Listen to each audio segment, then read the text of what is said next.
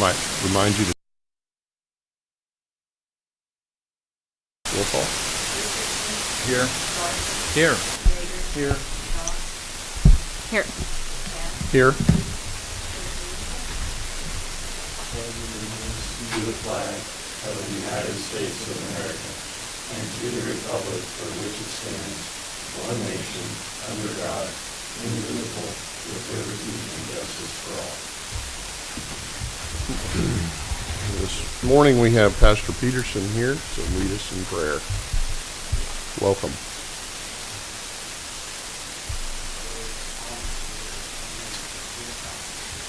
Thank you for being here.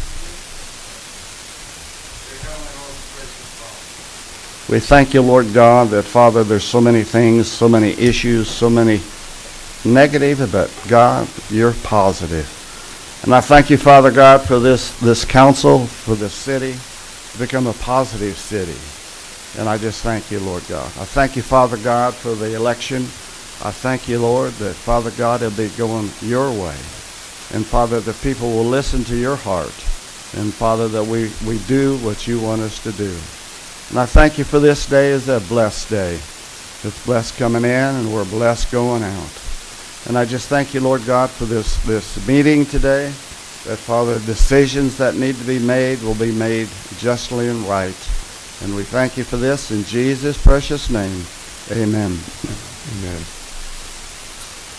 We'll move on to item 5. This is your time to address the council. If you're here on a matter unrelated to any matter that's already on the agenda, you've got 5 minutes. Be happy to hear from any community member that's here that would like to address the council.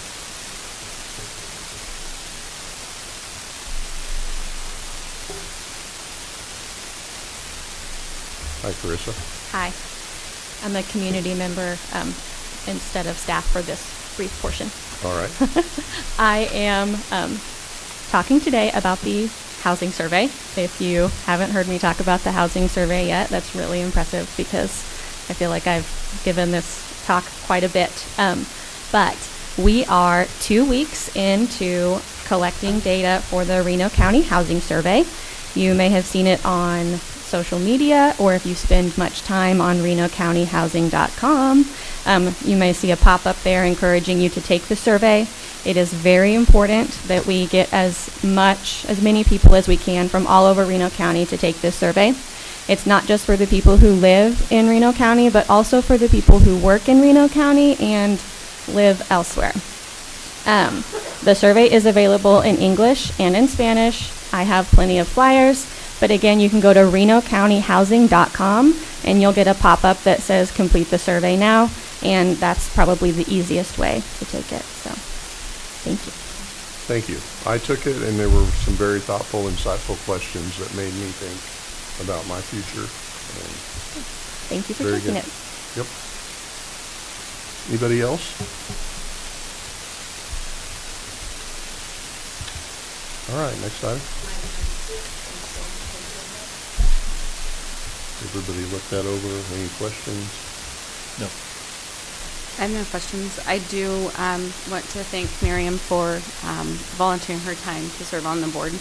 I think it's important that people sign up for these things, and I encourage everybody to find a way to either volunteer for one of our boards, one of the appointments, or find another way to serve the community. Anything else? I didn't have any questions. All right, can I have a motion to approve? I move to approve the consent agenda and authorize the mayor to sign. I'll second. Yes. Yes. Yes. Yes. Yes. Next item?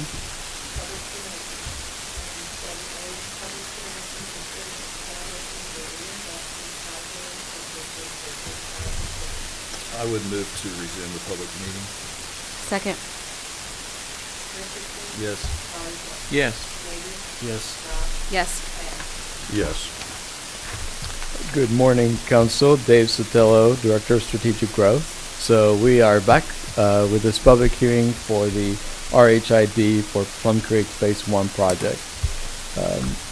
This is an important step that we're taking today to establish the district, which is a crucial part of getting this housing development started. So this development plan outlines the construction of 21 single-family homes and 8 duplex units, along with essential infrastructure improvements such as streets, water, sewer, and stormwater system.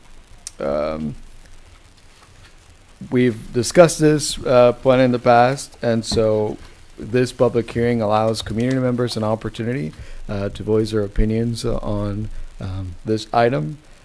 And then once we close the public hearing, we can move to approve or not approve the RHID district. I also have with me Tyler Ellsworth, our bond counsel, who has been working with the team to get these documents prepared, along with Angela, Matt, Carissa, Meg Grace, Enrico, and Paul. It's just been a team effort, and Jim Sinator to get it to this point.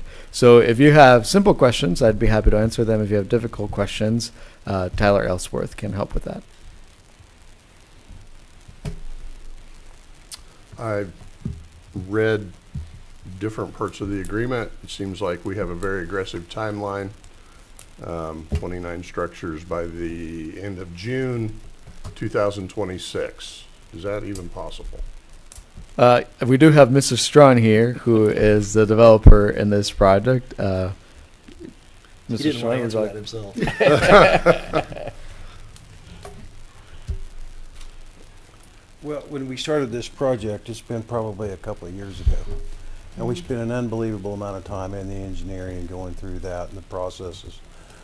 I would only tell you, it's just been, this has been one difficult project to keep moving forward, just because everyone is short-staffed. The city's short-staffed on there, and our engineers are busy. They're probably short-staffed. So it has taken us a lot longer to get to the point that we are right now. And But we're here. You know, there are no guarantees that we're going to get all those houses built in that time frame. I mean, I can't tell you, especially if you look around. Well, I'm not going to get into how the economy is in the United States right now. But we're just hoping that things will get squared away and people come and buy. So this is our best chance to have an RHID where we have absolutely minimal special assessments at all. And we're about out of building sites on what I own, which we have historically we've had more than our share of building sites in Hutchinson, but we are going, our inventories is getting down, especially in the entry level. And with the grant and things that we have and the RHID, I hope that this will bring people into Hutchinson, and people from within Hutchinson will see the benefits and come and buy houses. I wish I could tell you 100%, but I mean, there's risk in everything. Yeah. I understand. And I've talked to our city manager about getting roads and infrastructure built as well, and he assures me we can expedite that. So Yes. So. Thanks, Jim. Yeah, just to add a little bit about this, it is a complex project because along with RHID, as you can see on the agenda, we're going for a record of agenda items today. There is MIH, there is special improvement districts, there is all sorts of different capital stacks that we are using to help with this development. So it is complex, and it's taking a few years to get to this point. But I really want to give a lot of props to our staff that at some point was short-staffed, but I think we have a good team that's working on this at this point. And, you know, we're excited to get this done and get it moving forward. Thank you. Is there any other discussion? Do I have a motion to close? I have a comment. You know, when we first started talking about this, maybe a year ago, 9 months ago, we had an executive session about this when this was in one of its earlier stages. And something that I thought was important was that this kind of creates a model that we can turn around and reuse. And like you said, has a lot of pieces to it. And I don't think that this accomplishes that, but it doesn't mean that it's not a good project and it won't be fruitful. We have a lot of commuters who do live in Wichita, and they come to Hutch for work. And so hopefully this creates an opportunity for them to set roots in Hutch. I think there will be some headaches with traffic and that sort of thing, but my impression from the conversations I've overheard is that the city is committed to, and the county, figuring out how we can ease some of those headaches for the residents who live in that area, because that is a concern that I've heard from people who live around 43rd and a little bit north.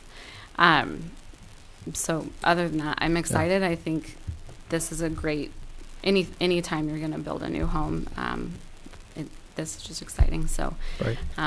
But I wish it were simpler and we could duplicate the process, you know, rubber stamp to another open lot somewhere down the road, literally and metaphorically. So other than that, that's my 2 cents. Yeah, and to your point, I think one of the exciting parts about this project is that our staff is learning a lot about RHID and all the different processes that we're using for this.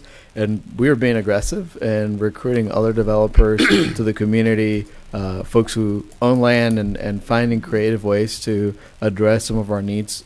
The other exciting part about this project is that it is middle income housing, which means our teachers and our police officers, our nurses, that's the range of folks who can afford this, and it guarantees that they can afford this home. Which, if you look at our housing stock, and we're excited to share this data later on this year with you from the housing assessment, but we desperately need that middle income housing in our community. To be able to provide that with this project is really exciting to us.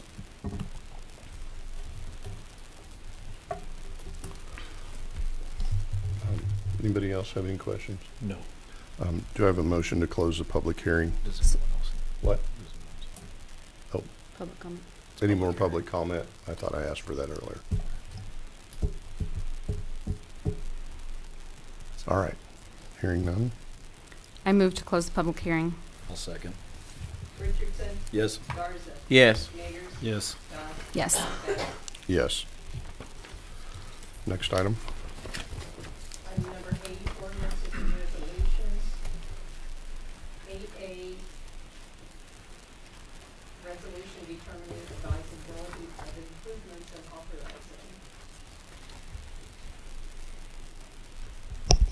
Angela Richard, Director of Finance. On July 19th, 2024, we received a signed petition by the property owners of what we are calling the Spyglass Hills area, petitioning for water line so they can have access to water. This area is included on Exhibit C of the petition. It is Cherry Hills Drive through Wingfoot Drive and up through Foxfire Street in that Spyglass Hills area. The cost estimate for these improvements is $480,000. The city's special assessment policy says that we set aside $100,000 each year for water line improvements for special assessments, so we will contribute that to this project. We will also pay approximately $49,000 for valves and hydrants per our special assessments policy. The remainder of that cost will be allocated among the property owners. They have chosen a little bit different way to allocate this. Some of the property owners are taking 2 shares of it, and others are taking 1 share. Because of this different kind of allocation, 100% of the property owners have signed off on this and have authorized this method of sharing the cost, and that is shared on the petition itself. So this resolution will set up the special assessment improvement district needed to allocate these costs on their special assessments on their property taxes. They will have a chance after this process is complete to either pay part or fully of the special assessment costs, or it will go on their property taxes for 20 years. The city plans on using temporary notes to finance this until the project is complete, and then at that time we will bond the costs, and that will be when we assess it to their property taxes. So the city and our bonding and legal counsel recommend approval of the resolution as stated and authorize the mayor to sign. Are there any questions? What's the anticipated completion date? I am told by engineering that this project can take up to 1.5 years to complete. Part of that is because the design has to go to KDHE, and it can take 4 to 6 months for them to sign off on the project.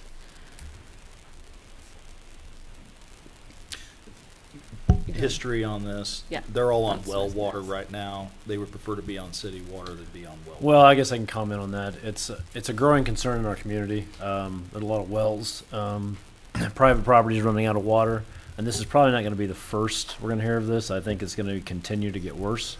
And so, yeah, it was basically a matter of there's several houses out there with running out of water, pumps are on the bottom of the wells, etc. And so it's basically a matter of just water for their houses. So I think that we shouldn't characterize that all the wells in Hutchinson are, it's the southeast part of the city that has a specific aquifer, the way I understand it. It's not just all of Hutchinson's. no, so it's like it's our outlying areas, like to the northeast and northeast and north that are in a different, because like Hutchinson itself is in a pretty good aquifer for water. It's in that northeast area in the sand hills where they're running out of water for their houses. So yeah, it's not, I shouldn't say all of Hutchinson, but it is a growing concern everywhere. As you can see, even in Wichita, they're running out of water as well, so they're having to regulate that as well. So I think we're sitting pretty good in that aspect, but there are areas that I think we're going to have to look into. Yeah, just on that note, we have had 2 other water line petitions that we have created and handed out to residents per our policy. One in the Sherwood area, another in Apple Lane. Those costs came in too high for probably those homeowners' appetite, so those did not come back to us as a signed petition. There's also another that we're preparing for the Panorama area. And it's my understanding that just south of Bueller out in the county is also having a major issue with water, with wells running dry and that sort of thing. And they're asking to tie into Bueller. So we're definitely not the only ones with this problem.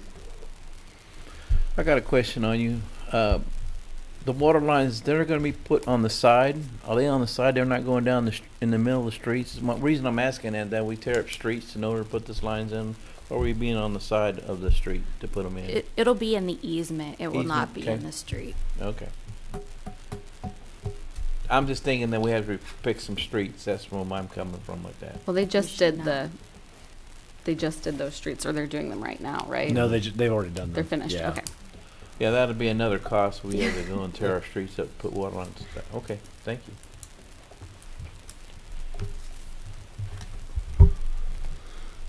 Any further discussion? Does anybody from the audience want to speak about this? Any of the petitioners here? I think Yes. we heard, you said 18 months, and I think we can hit that. That's the aggressive end of the schedule. So what we've kind of talked internally is 18 to 24 months before water is turned off. So we'll do everything we can to hit that 18 months. But I don't want our residents to hear 18 months, and that's a promise that we're technically going. We'll shoot for that, but 18 to 24, I think, is considering some of the unknowns. And I do want to thank the city staff and Enrico, Mary Grace, and all that were involved too. They really expedited the process to get it to this point. So a lot of meetings and et cetera to get that off the ground. So I do appreciate that as well for those residents. I do want to reiterate what he said because people won't be able to hear that. So JEO is saying we don't want to say 18 months guaranteed. It could be 18 to 24 months. Thanks, Brad, for mentioning that. Do I have a motion? I'd make a motion to approve a resolution determining the advisability of improvements and authorizing the mayor to sign. I'll second. Richardson? Yes. Garza? Yes. Magers? Yes. Goss? Yes. Bass? Yes. Thank you. Next item, please. Item B, consider resolution authorizing MIH grant documents for Plum Creek.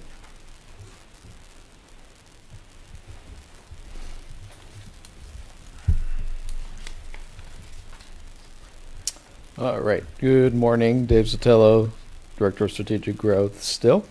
So the City of Hutchinson submitted an application at the request and for the benefit of Strong Development, Inc. under the Moderate Income Housing American Rescue Plan Act, MIH ARPA, administered by the Kansas Housing Resources Corporation. The project aims to develop 52 residential units consisting of 36 family homes and 16 duplex units with designated units for moderate income homeownership and rental. KHRC approved the application and awarded the city $1,020,000 in grant funding. The funds will be provided to the developer for eligible activities related to the project. The resolution authorizes the city to enter into a grant agreement with KHRC and a developer agreement with Strong Development, Inc. to manage and disburse those funds. So essentially what we're doing is approving this contract between KHRC and us so that we can pass those funds to the developer as another asset that he's using, another investment for this development.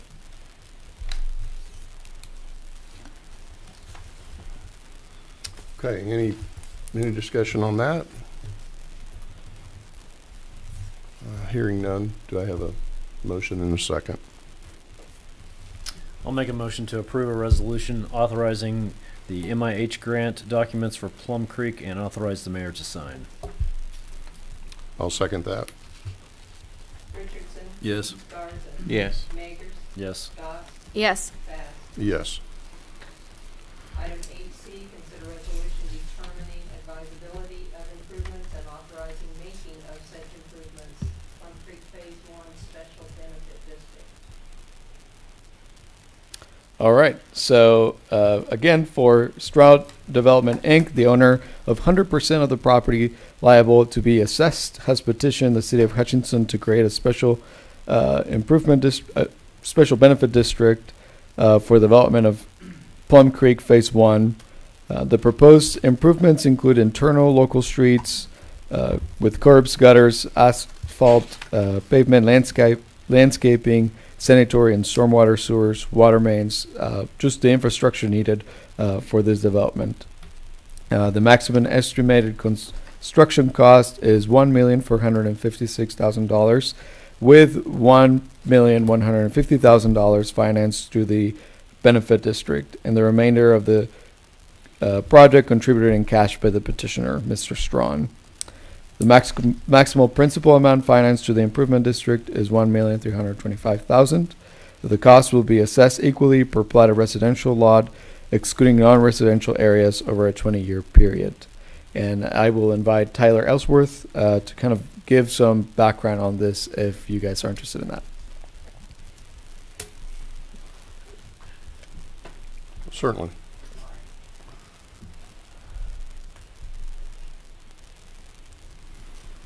Mayor and council, good morning. So this agenda item in this benefit district is the first of two benefit districts that we're using as part of the incentive structure for Plum Creek. And so this benefit district is set up so that we are financing, as Dave said, the project cost that we're financing through this benefit district is about $1.15 million. And Mr. Strawn is contributing about $300,000 in cash, and that will pay for the bulk of the infrastructure improvements here. The way this is set up, the benefit district will be put in place. The city will issue temporary notes. When the infrastructure is complete, the city will issue bonds and levy assessments. But when each home is completed, those assessments will come off and instead be paid from the RHID tax increment, so that the property owner is going to pay either a tax bill or a special assessment, but not both. So as long as those lots remain undeveloped, whether Mr. Strawn owns them, whether some other home builder owns them, if there's no home there, there will be a special assessment because there's no tax increment. Once the home gets constructed, there's tax increment, the special comes off. Very good. That puts all that in the right context. Hopefully people understand that's what we're doing. That was a creative way to get this done. So any other questions? No. All right. Do I have a motion in a second? I'll move to approve a resolution determining the advisability of improvements and authorizing making of such improvements and authorize the mayor to sign. A second. Richardson, Yes. Garza, Yes. Mayor, Yes. Goff, Yes. Bass. Yes. Item 8D, consider resolution determining advisability of improvements and authorizing making of such improvements, Plum Creek lift station and drainage special benefit district. All right, so similar process. The city of Hutchinson has received a petition from Strong Development Inc., the owner of 100% of the property liable to be assessed, requesting the creation of a special business improvement district for the Plum Creek subdivision. The proposed improvements include the construction and installation of a lift station, excavation for drainage, ditch, and pond, and related equipment and improvements. So I'll have, essentially what we're doing here is just doing a second district for this separate cost. And so I'll have Tyler explain that to you. So this is the second benefit district, and to back up a step, the developer's engineer had estimated that the infrastructure costs for phase 1 would be between $1.4 and $1.5 million. The city put that out to bid, and the bid that we got back was between $1.8 and $1.9 million. So we had $400,000 or so of increased costs that we're trying to fit into our structure. And the solution for that was to create a second benefit district and spread the costs that are allocable to the entire subdivision, not just the phase 1 29 homes, but all 87 or so units in all three phases. And this benefit district finances $300,000 of those infrastructure costs, And what that ends up with is a small special assessment on all the homes of about $350 a year. And that was about as small as we could make it. But this second benefit district provides that gap between what the estimated infrastructure costs were and what the bid for the contract to construct that came back at. So happy to answer any additional questions on that. Even with, so my understanding is the MIH grant requires us to fall into a certain threshold to be considered moderate income housing. And so even with these specials tacked on, we still are within those ranges, correct? Right. I don't think that that impacts the moderate income housing eligibility or program requirements. Right. So, but is the cost of these specials, and I know it's only $350 a year, but that's not nothing, is that calculated into the mortgage and insurance anticipated expenses? It would be. It would be, yes. It would. Okay. I would imagine that it would be escrowed the same way okay. as, right. And help me for a second. Is that just on the phase 2 portion of this property? It's on all 3 phases. So Okay. it's going to be 87 or 88 units total. And so it's spread across all of those 3 phases. Okay. Right. So if phase 3 doesn't occur in this anticipated timeline, does that increase what the other ones will pay, or does it extend the period of time that they'll pay these assessments? That's a great question. It does not. It Okay. does not. So if phases 1 and 2 are constructed as homes and duplex units, and phase 3 is vacant, those phase 3 lots will still be platted, and whoever owns those lots, Mr. Strawn or builders, yes, will pay specials. Okay. The same as everybody else in completed homes. Okay. Right. And there's no way around not paying the specials, right? Correct. Okay. Yeah, those are assessed and payable with property taxes the same as everything else. Okay. And they Right. don't sunset until it's paid off. Correct. And if they get behind, I think it's 3 years, then you have the opportunity of pursuing the tax lien process. Yeah. Anybody else have any questions? No. All right. Motion and a second on this item, please. I'll make a motion to approve a resolution determining the advisability of improvements and authorizing and making such improvements, and authorize the mayor to sign. Second. Richardson, Yes. Garza, Yes. Mayor, Yes. Yes. Pat. Yes. Item 8E, consider ordinance adopting a reinvestment housing incentive district, Plum Creek Phase 1 reinvestment housing incentive district. All right, so this item is approving the resolution for the RHID district. So you're establishing that district and approving the development plan. This is after we've had the public hearing. This is the next step of this process. And again, I'll have Tyler give you more context there. I think Dave has teed this up well and covered what we need to cover. The only additional item to note is the ordinance also approves the development agreement that, Mayor, you mentioned you'd read through some. And so that development agreement talks about how the RHID will be structured, how the 2 benefit districts will be structured, and provides what the developer's obligations are, what he has to do to be eligible for certain reimbursement from the RHID after that's used to pay debt service on the benefit districts.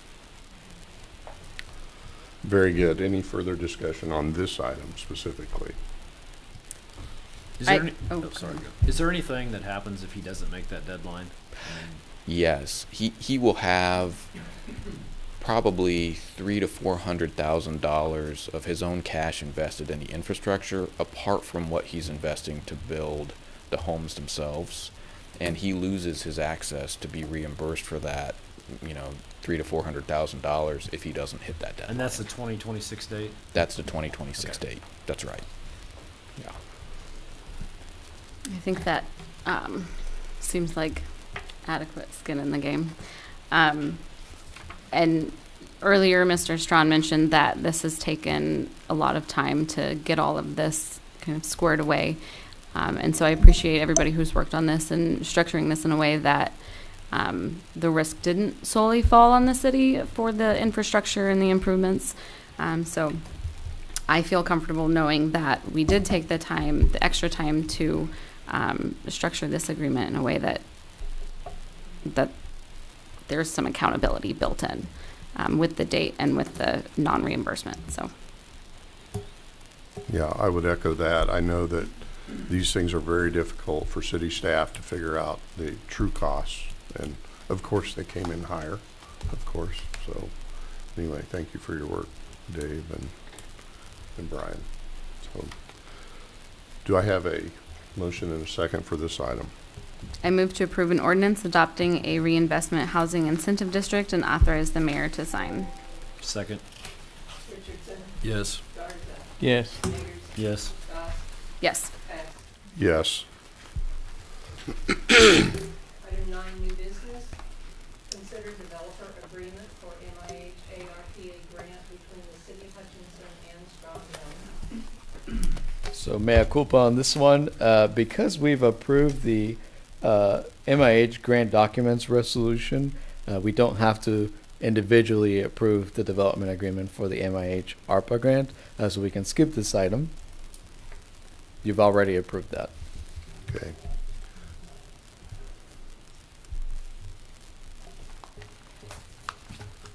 So do we need to go to item Yeah. B? Next item, please. Item 9B, consider development agreement for Plum Creek Phase 1 RHIE between the city of Hutchinson and Strong Development. Again, we're learning a lot. Mea culpa again. We've approved just approved the ordinance adopting the RHID district, which includes approving the development plan, the development agreement. So this item has been taken care of already. And we can move on to the next one. Very good. Next item. 9C, consider strategic plan proposal from Wichita State University's Public Management and Policy Center. All right. In the spring of 2023, the City of Hutchinson published a request for proposals for an organizational strategic planning process. The selection committee, including the city manager at the time, and the executive leadership team reviewed and submissions based on relevant experience, project approach, availability, references, and competence. Cost was a consideration, but not the sole factor. The highest ranking proposal was from Wichita State University's Public Management and Policy Center. WSU PPMC was selected due to their extensive experience with local governments, their stakeholder engagement strategy, and comprehensive approach to strategic planning. Initiating the strategic planning process with WSU and PPMC is crucial at this time to provide clear direction and cohesion for the governing body and staff. Given recent leadership transitions, this foundational step will help align priorities, streamline operations, and build a unified vision for Hutchinson's future. It will ensure that as we onboard new leaders, we have a solid strategic framework in place to guide decision-making and enhance organizational effectiveness. This process will foster collaboration and set a clear path for sustainable growth and development. A few other items that are important about this. And I can have Angela step to the podium to talk a little bit more on the importance of the strategic plan when it comes to our bond rating and having, not our bond rating, our budget award. And so if our budget is tied to strategic goals, that has better financial outcomes for the city. Currently, our budget is not tied to any strategic goals. We also think it's a good time to provide a strategic plan that includes mission, vision, values for staff and for the council. It will also outline and create better understanding of our roles. What's the role of council? What's the role of the mayor? What's the role of the city manager and of staff? And just try to create better lines of communications between those two. So we are recommending to you that we approve the full cost of the plan, which is $53,000, $375, over $53,000, which includes the survey for the community, in-person focus groups with community members, Internal strength and weaknesses assessment, retreat with the governing body. It will develop mission, vision, values, and goals and objectives. And so we're really excited about this. We think this is an important step.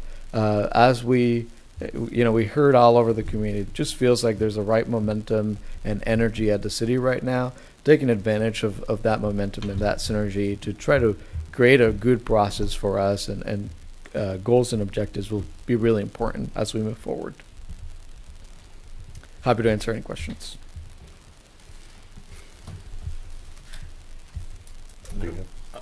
I've got questions and comments on this. So I think it's really important for us to have a strategic plan.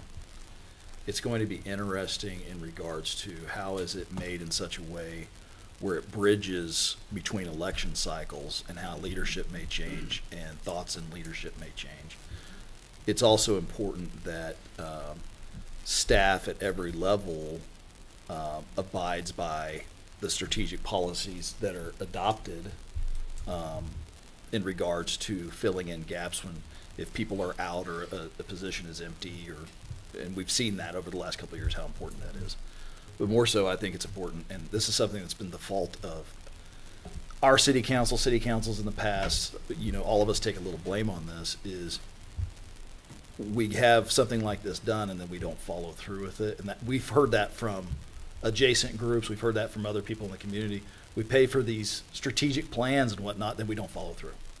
Because a loud voice, all of a sudden, that wasn't part of the participation after the fact comes to the table and says, well, wait, that's BS. We don't want to do it that way. Well, where were you at on the participation when we were putting this plan together? And we need to be able to, the five of us need to be able to address that when people come in after all this work is done and they don't like it. And it's quite frankly, there's a little bit of a lesson to be learned by our community in regards to when you don't participate when decisions are being made, you don't get to have a loud voice when you're not happy with the decisions that were made. You can have a loud voice, but it's not going to have as much clout. I wouldn't say it falls on deaf ears, but I'm sorry you weren't there to be part of the process. You don't have a lot of skin in the game on being part of the complaining. And that's what it is, complaining. And it ticks me off sometimes. It's my fault. Anyway, if we're going to follow through with this, I'm fine with it. It needs to be something that bridges the gaps between election cycles and adjusts based on leadership and how things work.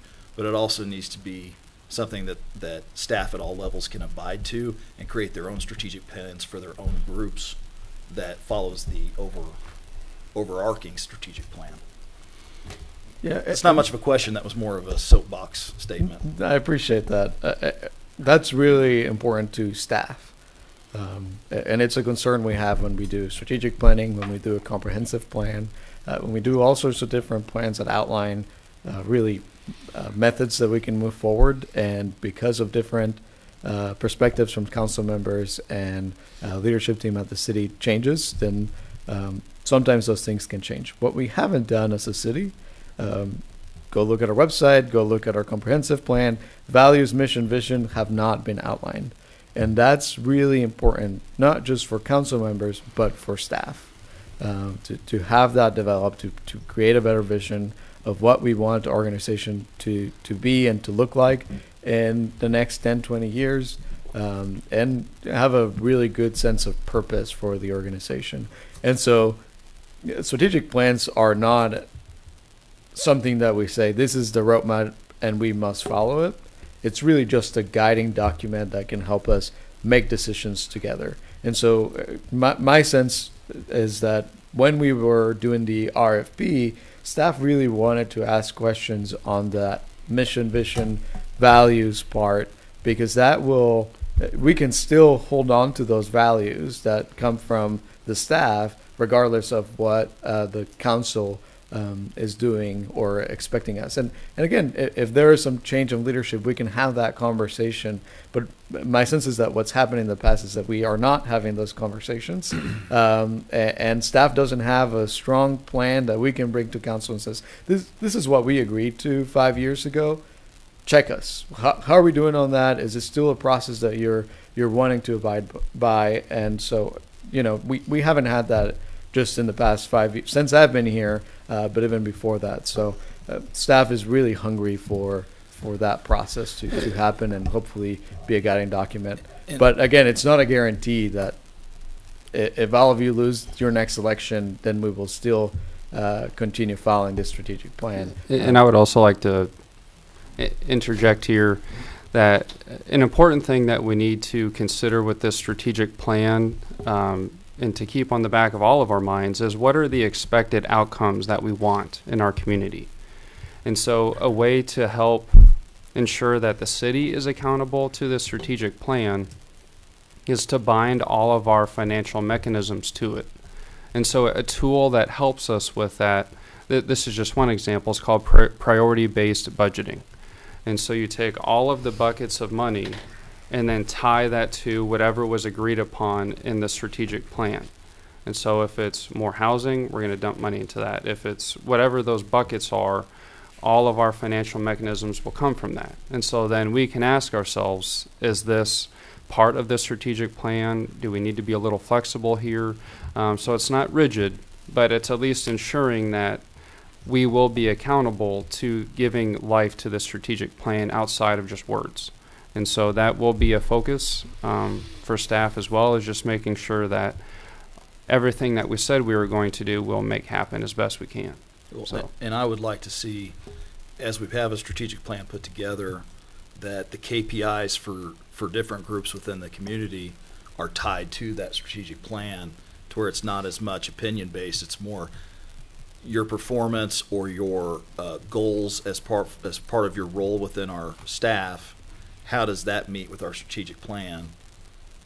Instead of, are you showing, it's not as much absenteeism, right. It's not as much of these other aspects as this role is tied to housing, and here's your key performance indicators for how this job goes that is driven by the strategic plan. There's going to be people that will criticize spending this kind of money on a strategic plan, but they don't realize that money can be easily made up in economies and efficiencies if everyone knows if we're all rowing the boat in the same direction toward that strategic goal. That'll make up for that $58,000 in a year pretty quick. Agreed. I do have a comment and a question along those lines. We had a staff retreat that was like what I assumed was the start of possibly a strategic plan. You mentioned that WSU will have a staff retreat or council retreat. Has that company, and that was a different company, was that company considered to come in and maybe finish their work? I don't know if they have the capacity to do that work, but I assume that's kind of what we were moving for in that exercise. And I know we spent money doing that Sure. as well. Yeah, they were related, but not the same items or process. And really, that process was to help council be ready for an incoming city manager and just align visioning and projects. It was really project based. That company did submit an RFQ, but it was not one of the top rated RFQs that staff went for. And so, that process will be a guiding document. There's a report from that will help us. But if one of the reasons why staff felt comfortable moving forward was one of the questions asked throughout that retreat was, are we comfortable with moving forward with the strategic planning process? And council give us direction then that this was an important step to take. And so related process, but just beefing that up a little bit more through this proposal with Wichita State. Thank you. I'm comfortable with that. Mm-hmm. I mean, as long as they were considered and they weren't scored as high or whatever. Well, I'm going to say something. I have a problem with it, with the money part of it. We have holes in our streets. I would much rather spend the money at $53,000 dumping it back on our street budget to make more holes. How can I sit there and tell people come up to me that we're going to spend? Now I agree with you. We need the 53. We need to have a strategic command, but my opinion is we can't afford it right now. We have. I mean, I've been to the budget projects. Everybody else has been to the budget process, and this is tight. It's tight. I'm gonna have a problem with spending $53,000 on something probably we need, I know, but I'm having struggle with it right here. But I know we have other problems, we have other places where the money can go, where we see it, the citizens see it.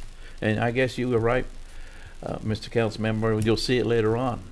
But I have a problem with it when we have holes in the streets, I have a problem with it, and I struggle with that decision. So I think we can spend the money somewhere else, and maybe when we're in better shape, we come back with strategic command. But it's me, I have a say. I'm up here sitting here, and I have a say for the people, by the people, of the people.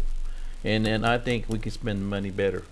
That's my position on it. And I would say, Councilmember Garza, that where the strategic plan could be helpful is what is a successful strategy to get us to higher PCI ratings for our streets?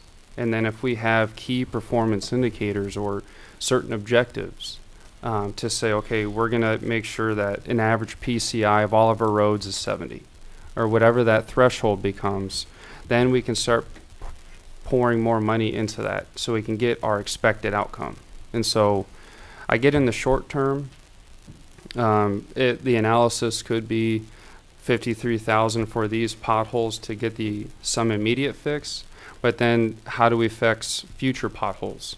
And so the strategic plan will help guide like the long-term decision making for how we can get that accomplished. If that helps any. I want to know more about how this helps. Specifically, you said with the budget, the way we do our budgeting, is that exactly what you're talking about? Or is there some better bond rating that helps us get lower interest rates when we bond something? What is the hook here for that? Yeah, I don't know that this will necessarily affect our bond rating as much, but right now when we go through the CIP process, we're just picking projects that we like. And to Enrico's comment, maybe it shouldn't be based on what projects we like, but what projects are actually tied to our strategic goals. And this strategic planning process will really tie into our budget process. And part of my budget for next year is to add on some budget tools so we can really rank our CIP projects and see where they tie into our strategic goals.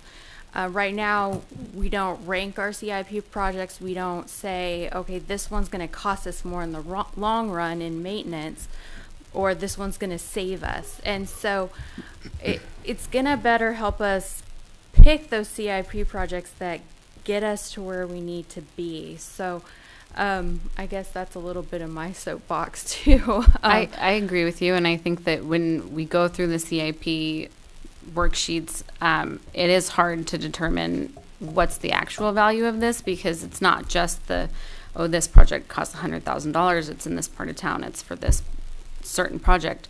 There's always a long-term benefit and a long-term cost to those projects, and it is really difficult to weigh them and rank them in a manner that ties into any type of future planning. And I think all of our conversations around the turf, just to use this as an example, it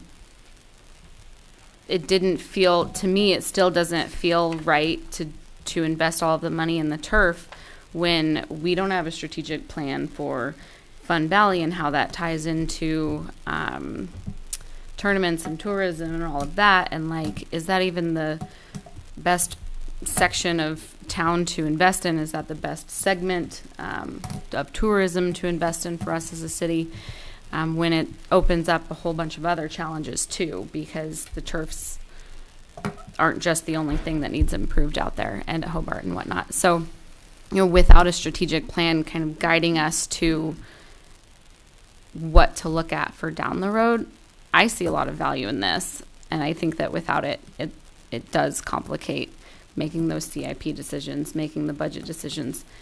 I think it's unfortunate that this went out to RFP in 2023. It was never budgeted for. And so my question is that they submitted this, the first page says January 2024. Are their prices still the same?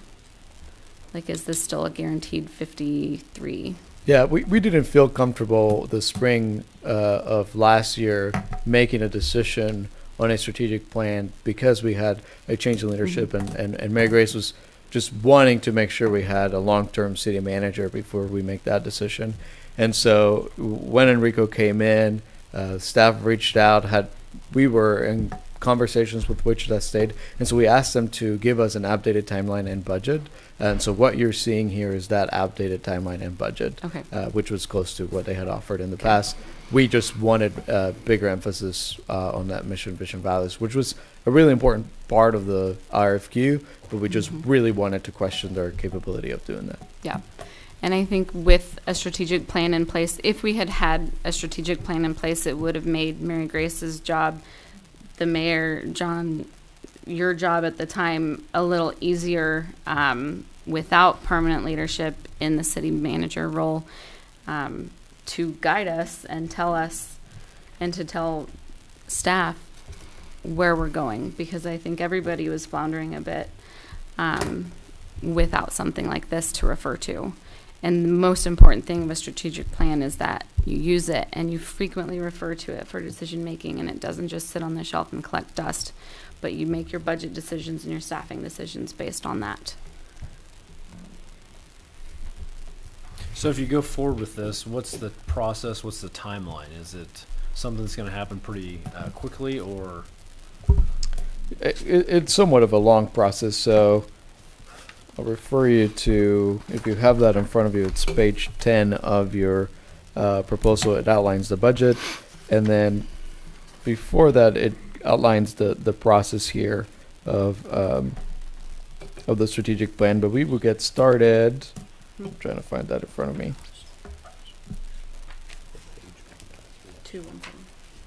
In October for the phase 1 part, and then the phase 2 of this process would start in February of next year. Sorry, give us a second. We don't have page 10. We have 259 pages. Yeah, you're right. Sorry. It's 217. 217. I remember seeing it, and Make I sure ended you're up looking on at the MIH note. stuff It's for one some of the reason. pictures. Yeah. Yeah, we kick off phase 1 in October 1st of this year, and then it will conclude in February of 2025. The number is wrong there. And then phase 2 starts again and should end on June of next year.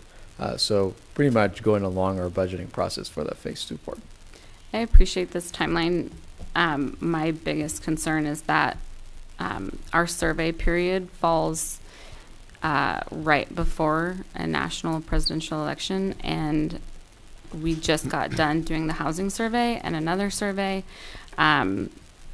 I'm concerned that people might be surveyed out, and that this survey is just going to become noise, and that we aren't going to get, I'm not saying that we need to adjust the timeline, but my concern is that we aren't going to hear from the voices that we want, and that only the people who are really connected are going to take the survey because it's going to be presented to them. The other people who are ignoring politics and that sort of thing to maintain their sanity aren't going to be heard from, and those are maybe the people that we really want to hear from. So that's my concern with the timeline. A new one, survey fatigue. Survey fatigue.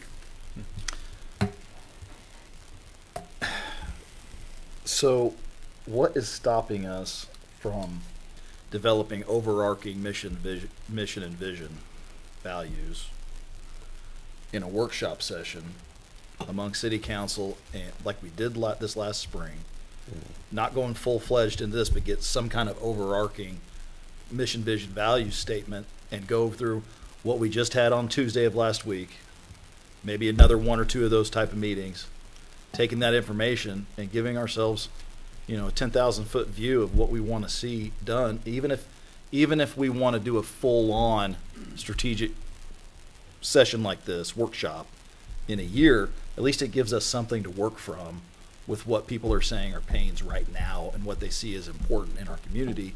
And we have a new city manager, we have a city council here. And the city council will probably change a little bit here in about 18 months.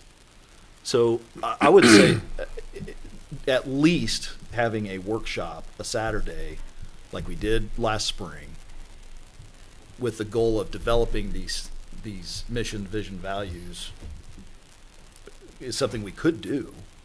So are you saying along with this process, I'd say in lieu of this for separately? now. And I would say ignore put this and then I would say Okay. delay this. We've got a lot going on. Well, and to Stacy's point, maybe we slow roll this and work on it at the beginning of next year or after. I don't know, but it seems like we could do a lot of this work, and we're starting down some of the work.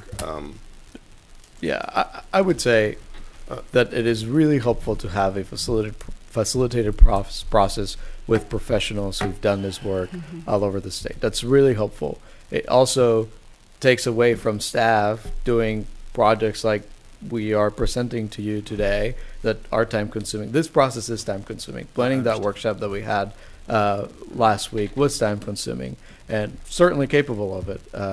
We're very proud of the skills that our team has, but it's just time consuming, and there's something helpful about an outsider pointing out, I mean, I think we're doing a pretty dang good job as a staff, but clearly we have some faults and some processes need improvement, and so it's helpful to have someone who has a standard of what's done in other communities that's successful, bringing that into our organization. It's really helpful, but I would defer to Enrico to kind of provide more guidance of that. And this is, maybe it's something we table to the next, maybe we take another couple weeks to think about this and how we approach it.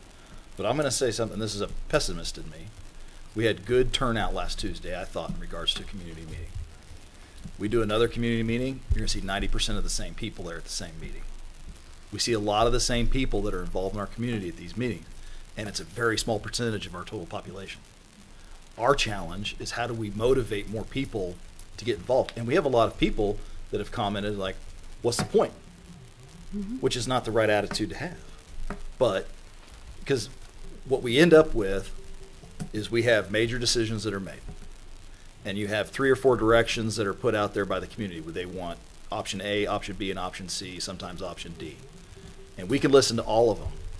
And based on the information, we make a decision. Let's say it's option A. Then everyone that pushed for B, C, and D feel like, well, they don't listen to me. No, we do, just because it didn't go your way, and they're done being involved. And it's how do we get those people to be more involved just because they feel like their voice wasn't heard. No, their voice was heard. It was weighed against other voices.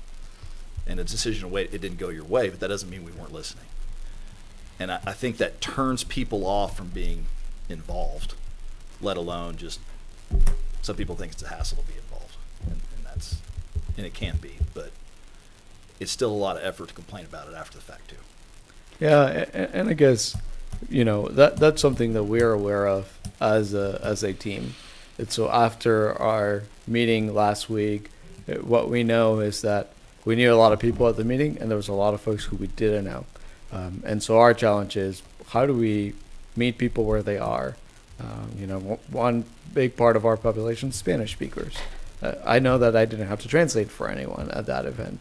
And so creating just more avenues for feedback. The other part I would say is that our sense is that people are hungry to provide input to the community. And there is community engagement tools that we use where we can put a spectrum out. Is this decision-making, co-shared decision-making for the citizens, or is this input and feedback? And there's a spectrum of that, and we can educate folks of how that feedback is going to guide decisions, and we'll do a better job of that. But I'm not sure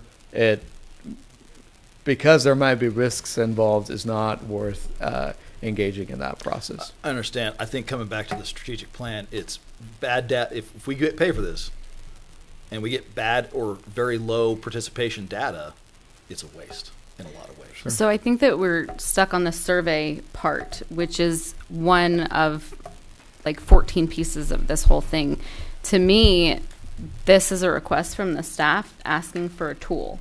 And the way that they plan to use the tool is presented in a very easy to read and understand manner. If you guys were asking for a new software to use or something like that, this is how I'm viewing this. Not only is it going to help us with our decision making, but that piece of public input is actually a small piece of it all. the biggest part of it is that Wichita State, if approved, is going to be working with the directors and specifically working with them on their goals and their department goals. And it's overarching, and it's going to be something that even when that person isn't in that seat any longer, it's something that can be referred to for the next person, or if, you know, whatever happens, if there's growth, if there's attrition. So I'm seeing this as a tool that staff is asking for, and I support this. And I would also include that I have had conversations with other leaders in the community, from Hutch Regional Hospital to Bueller Superintendent, and they're going to be starting, or the hospital, I believe, recently finished up their strategic plan. Bueller is going to be starting theirs, and they're all having third-party facilitation help them with that. And part of that also is so you have an objective view of that way we don't lead in with our own biases of what we would expect, but rather if you have a third party say, well, here's this other segment of the population, or have you considered this? Those are things that when I spoke with them, they found that very valuable to their organization. And so it can help you pivot in directions that maybe we wouldn't have thought of on our own. So having a professional kind of lead us in that way we can help right size what that means for our community. And so I just wanted to offer that as well.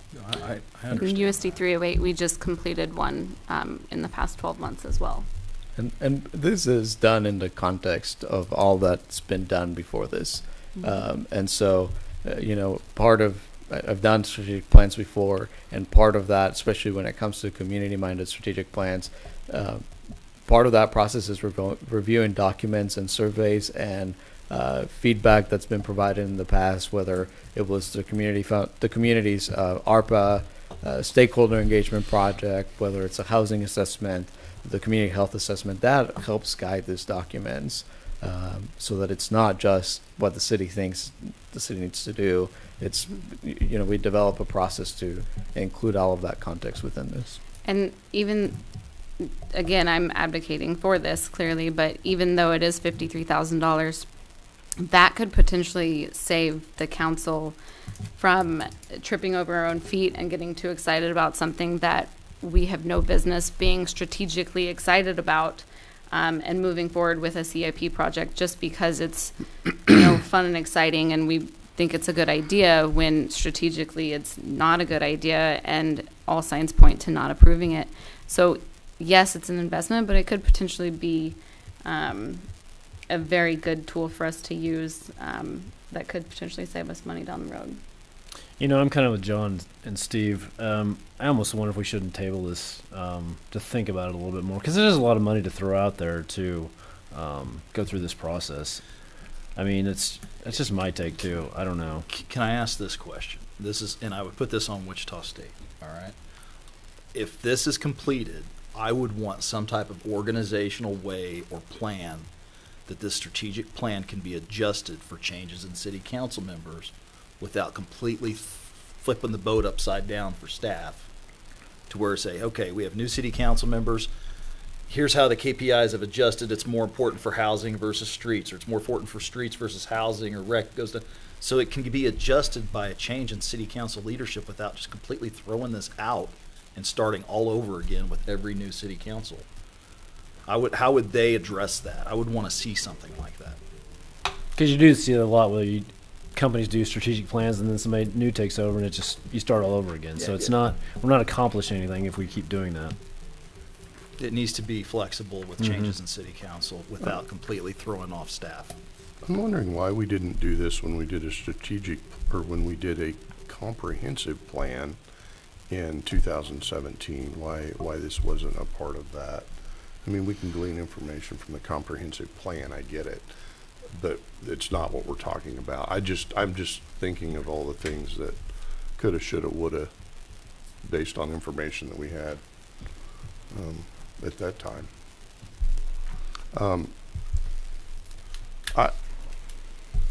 Let's ponder this a minute. Do we have anybody from the audience who would like to comment on this?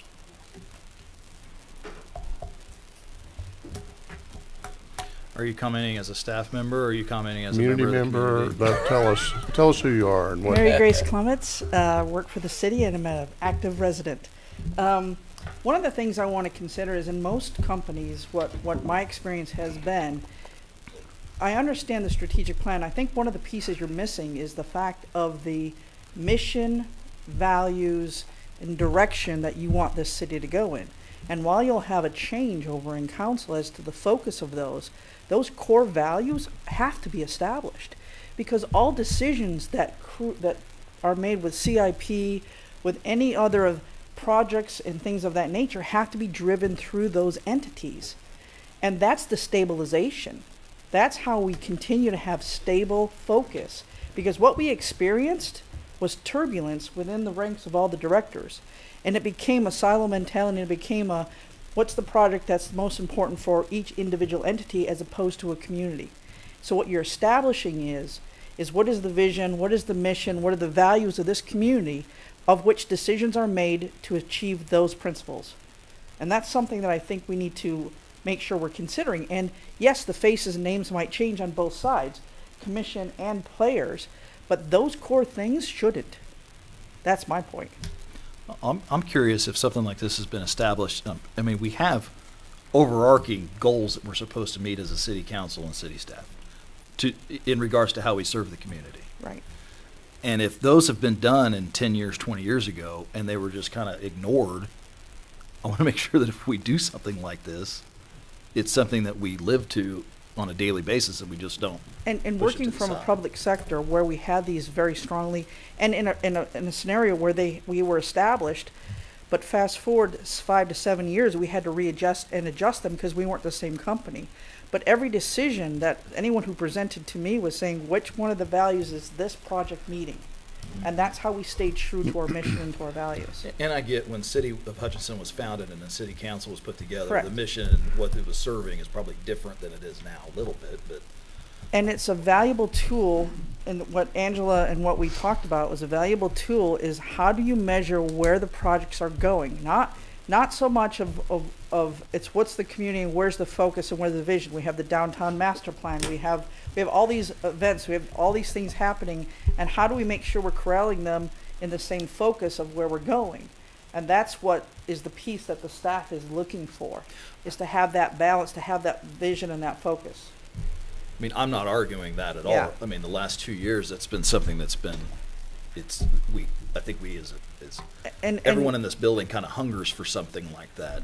How do we do this in such a way where it's 2 years from now, it's not shelved or forgotten about or not applied to? We have to make sure that we're applying ourselves as staff and city council. And that was one of the focuses, to make sure that when we had our new leader for the city manager, we wanted to make sure that was the time to push this agenda, because it's been shelved for years because of that, because we haven't had the steady, stable focus and leadership that we have now. And that's why it's here now in front of you, is because I guess my point being is that we've waited and craved for this for so long with the intent of holding off till we had the steady leadership that we can now set the direction of the city to build upon, and to only table it just puts us backwards in my perspective. I agree with you on that. I guess the question I have is, like, you talk about the city staff, the city department heads, they all want this. Is that a majority of consensus, the staff want this?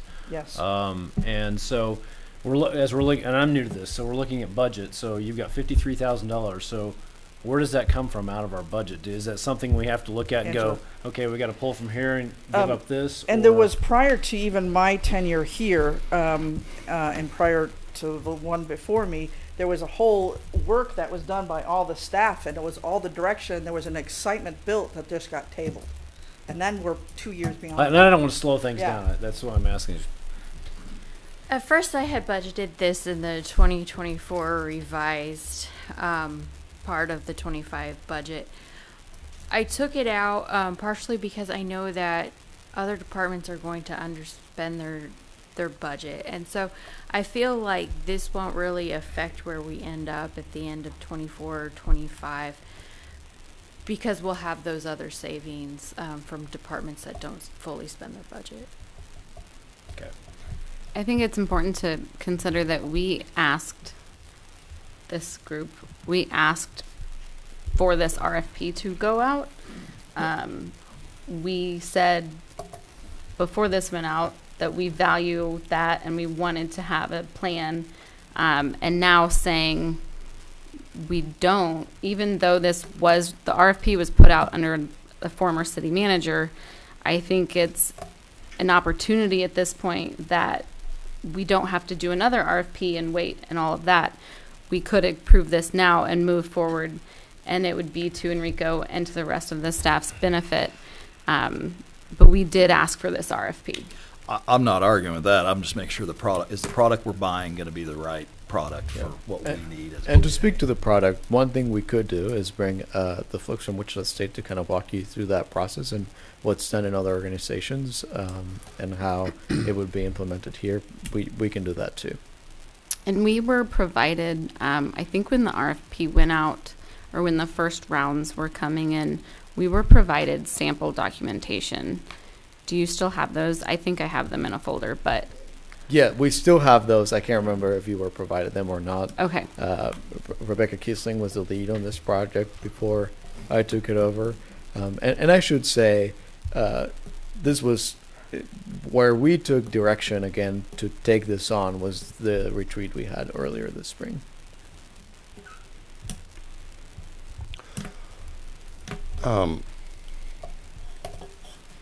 I have the privilege of serving on a board as an ex officio member of the Cosmosphere. We went through this exercise in the last 8 months. It was a different company. I certainly don't think it was this much money. And the meetings going forward, and we did all those things. We created a mission statement, and everything that we do now is filtered through what we learned. I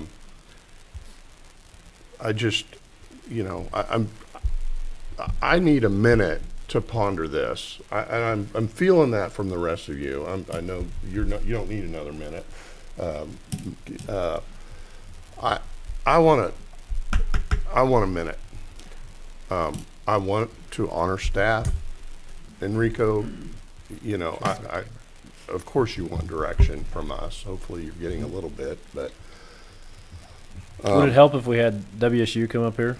Well, that would be a part of it. I think it would be helpful. And maybe my expectation is different based on the organizations. Obviously, this is a way more complex, different organization, but the process was, there was a lot of back into that process that the Cosmosphere did, and because you were a part of selecting the final company who went through with it, right? No, I was not part of that selection, but I was on alert, noticing how that was handled, as I was with the city retreat on how that company handled us in that process. That was all going on at similar times. And so, WSU does a great job. It doesn't matter, I guess, who does this. It matters how we get the information and if we follow it. Right. But, and this RFP went out how many years ago? Spring of last year. It's a year and a half old. I don't know if that's old or not, or if we would change anything about that. Personally, I think someone from WSU should have been here if we're here to approve a $58,000 thing, a strategic plan for them to perform. Because it does, I have questions on what they're providing us. Not that I don't trust staff has reviewed it and says this fits the bill best for us.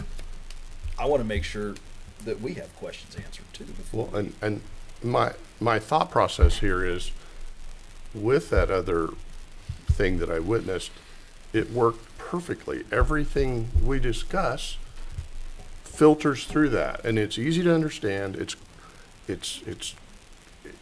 And I hope that's what we would get here. Yeah, I would recommend that we approve it today, but if you're interested in tabling it for the second August meeting, we can bring Wichita State to be present and give you more context of the process.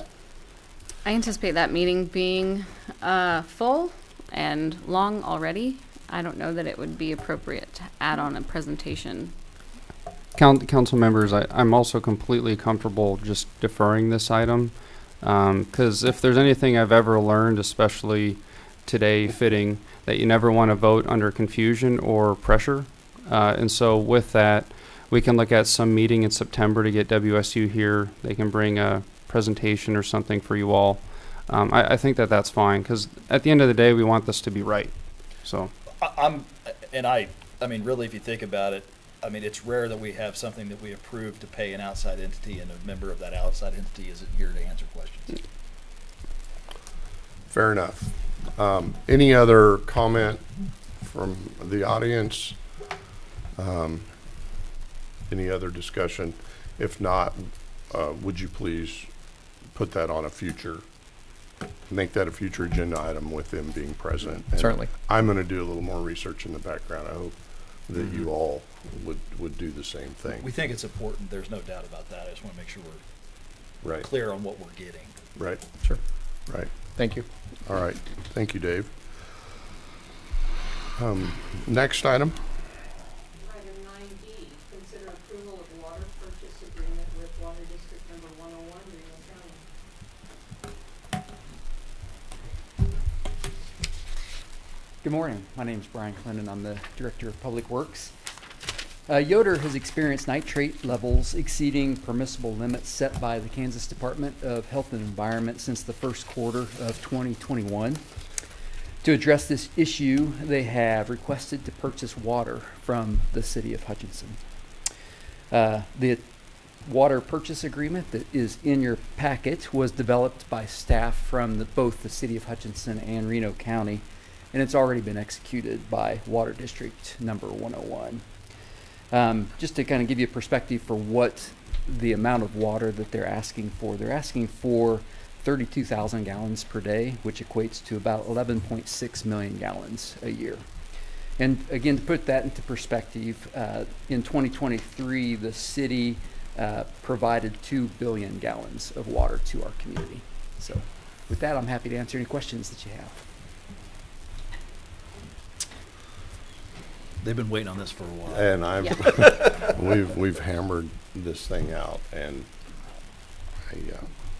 is there any other comments about this? I think that there's been some back and forth, and I think that everybody's agreed that our citizens aren't going to be burdened by any of this. Our water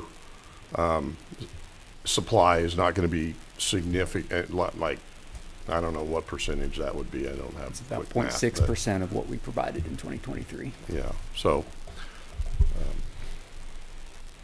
Pretty sure Don Britton's been waiting on us to make a decision, or keep Yeah. on this. Maybe we should. I wouldn't say that. I would say that we've been waiting on the county equally. County. Yeah.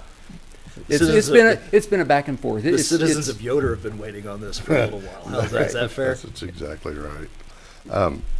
Do I hear a motion and a second to approve this? I move to accept and approve water purchase agreement with Water District number 101, Reno County, and authorize the mayor to sign. I'll second. Richardson? Yes. Garza? Yes. Mays? Yes. Yes. Pat? Yes. Next item. Item 9E, consider approval of non-income housing grant agreement between the city of Hutchinson and Kansas Housing Resources Corporation. Good morning, Council, Mayor. Carissa Paxton, Housing Coordinator. So this agreement is a moderate income housing grant agreement between the City of Hutchinson and the Kansas Housing Resource Corporation, specifically for the landmark restoration. The program is very similar in to the one that we just did for the Plum Creek development. It's the same administering authority. This is just not connected to ARPA, but it's the same moderate income housing. All of the same rules and income limits apply. They were awarded $650,000, which is specifically for the second through fifth floors of the building where the apartments will be.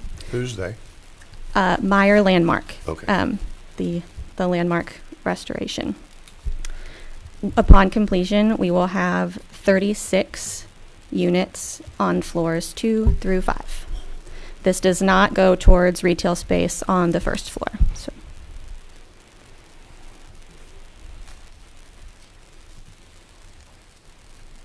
That's all I've got. You have any questions? Okay.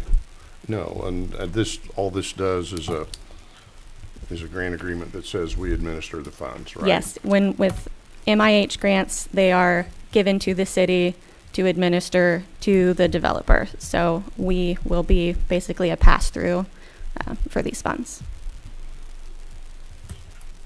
I'm gonna vote yes to approve this. I hate how complicated all of this is when it seems like it used to be so much easier for a builder to just go and build houses, and now it requires 15 levels of government funding and grants and other requirements. So it just seems like it's such a complicated process. And if anything, I would hope that we as a city can find ways to remove some of the barriers and red tape. And I know that the landmark is an exceptionally complicated project, but I mean, millions and millions of dollars of grant money, and we're getting 65 units or homes if you count the Strawn and the landmark developments here. So it just seems like it's so complicated, and I wish it were easier. I absolutely understand, and I feel the same way. I am grateful, always grateful for these outside funding entities that do help us, so this doesn't have to come out of the pockets of the developers completely. And I also love that, especially with the Plum Creek project, that we're trying to avoid as much specials as we can. When we look at real estate markets in other communities in Kansas, they have wonderful housing developments, but they come with thousands and thousands of dollars in specials, and that's something that is a serious deterrent to real estate, and that's something that we get to avoid because of these layered funding initiatives. So that's pros and cons. These are two very different types of housing when you consider that these are 1 and 2 bedroom rental units, and Strawn are homes and duplexes. So I'm grateful for all of the housing that will be built. Yeah, just wish it were easier. It's part of the issue we have is the cost of construction over the last few years has skyrocketed. Mm-hmm. So when you have comps in the area on homes that are 2 or 3 years old that are less than what it costs to build a brand new one, it's tough to build a brand new one and justify the cost when, someone could buy something that's just a couple years old and it's 20% less. So it's hard for developers to make their money on that without having some type of incentive program. Yeah. We're going to be stuck like that until these level out on the market versus construction costs. And with the Monarch development having pulled out, Plum Creek's going to be like the only new homes being built, really. Morris has lots for sale, and the students are building a house, but not to this aggressive of a timeline for sure. So well, I would just like to clarify and reiterate your point. All of the housing we've talked about today is market rate housing. Mm-hmm. It's not low income housing, because I think that 15, 20 years ago, we were participating in a lot of low income housing. This is not any of that. We're trying to get people to move here. We're trying to get companies to move here. Correct. Yeah. Moderate income housing, also sometimes known as workforce housing. Mm-hmm. So typically something that's afforded by working families, not low income. It is between 80 and 150% of the median income is what this target market is. And I don't have the very large agenda packet, but when we're in that landmark grant agreement, I think it's the very last page, it does discuss about what those rental prices will be on those units. $795 to $1195. Yeah. So, and that will be studios to 2 bedrooms is what they will have in the landmark. So a really nice variety for. I don't think there's any question how I feel about this. Yep. Although I do agree, why is everything so hard? And why do you have to stack so much? Well, and it seemed like done? In the Monarch development, because I was at that planning and zoning meeting where it kind of went south,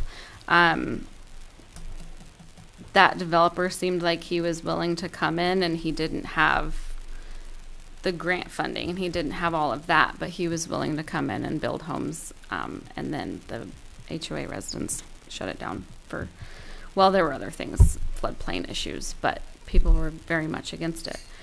I think we need houses.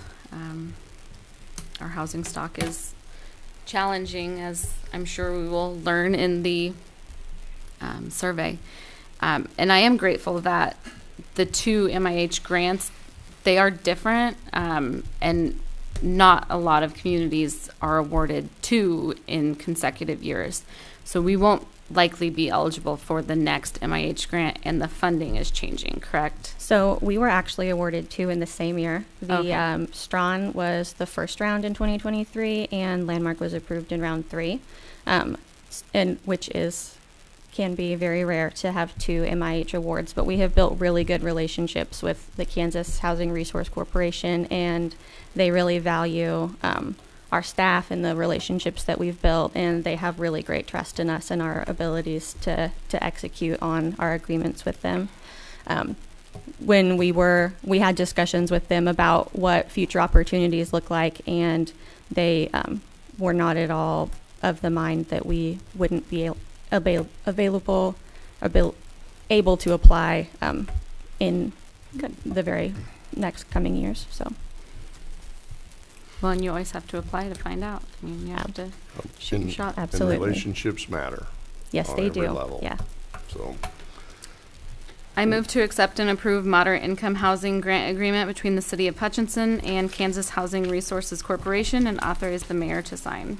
I'll second. Richardson? Yes. Garza? Yes. Mayor? Yes. Yes. yes. Next item. Item number 9F, consider authorizing land purchase of North 8th Street to pursue development opportunities. Okay, this is me as well. Okay. And my notes did not transfer into this PowerPoint presentation, so if I'm referencing my sheets of paper here, I apologize. I will make as much eye contact as I possibly can.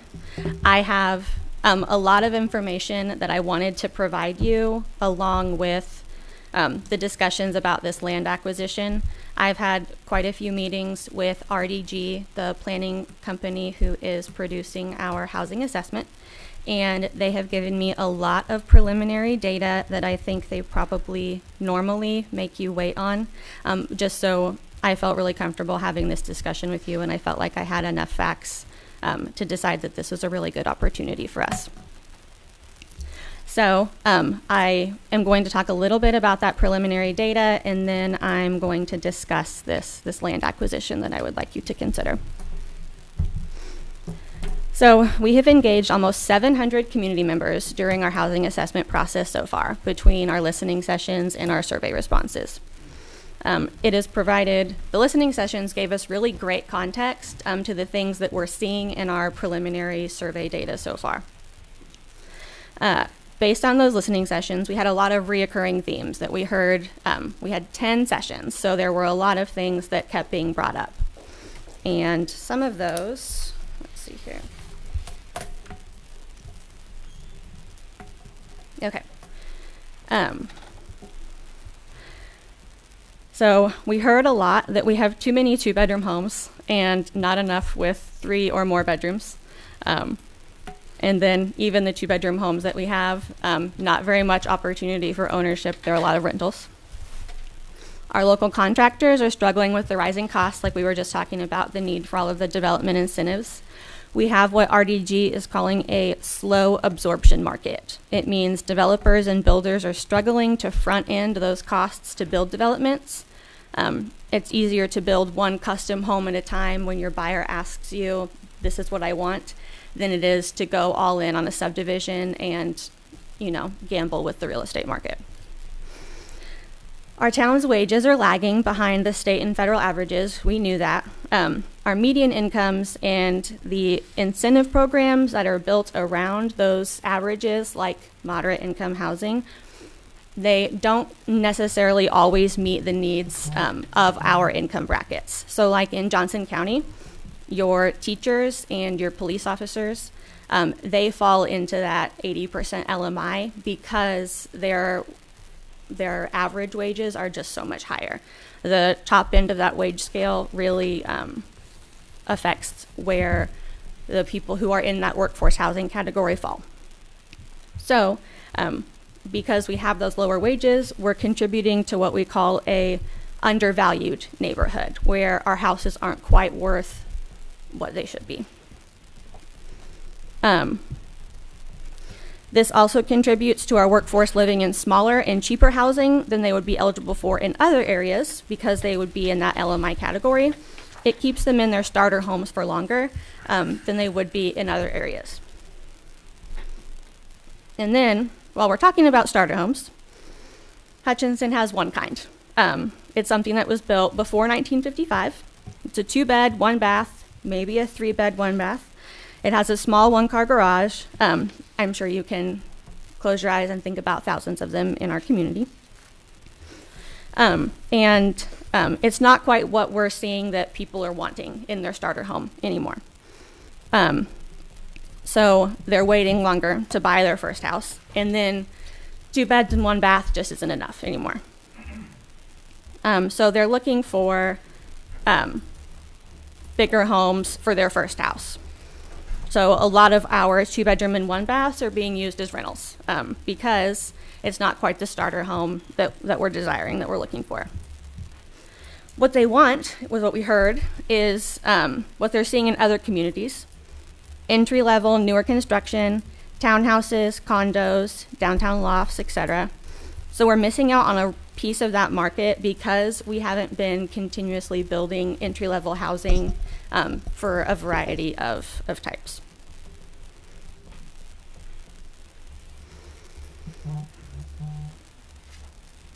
So, I guess also I had one more thought there. Okay. On this slide, so it says we have an extremely low vacancy rate. They've been looking at our census data and decided that it doesn't quite adequately match what they're seeing from our surveys and what they heard in our listening sessions. A lot of our property managers were saying that 4% is probably the highest that what our vacancy rate is. And they're only vacant while they're being turned from one tenant to the next. So this high demand and low supply model is what puts people in really terrible living conditions. They just simply don't have another option. So by generating more supply, which is what we'd be doing by acquiring some land here, we can increase the competition in the rental market and create some better conditions for our renting population, just by giving them more options. We're halfway through the data portion. I'm really sorry. I know that numbers can be dry, but I think they're really important.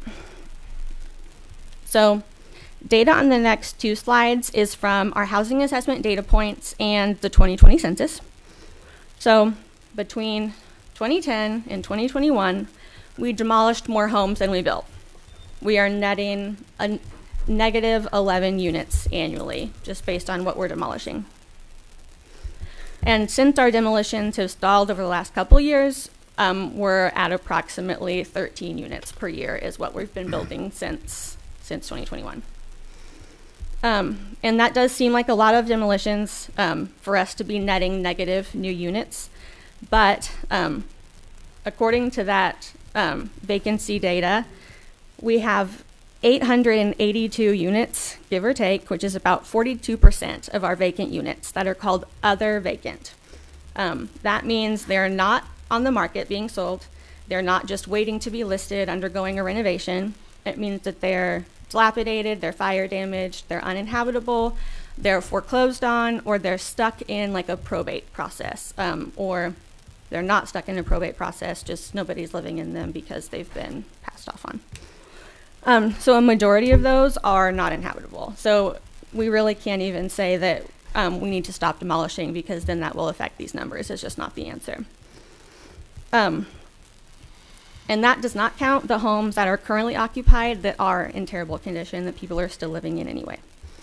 So based on these vacancies and our building and demolition permits issued, our expected growth rates, we need to be building between 70 and 90 units every year at a minimum to help us meet the expected demand of our future.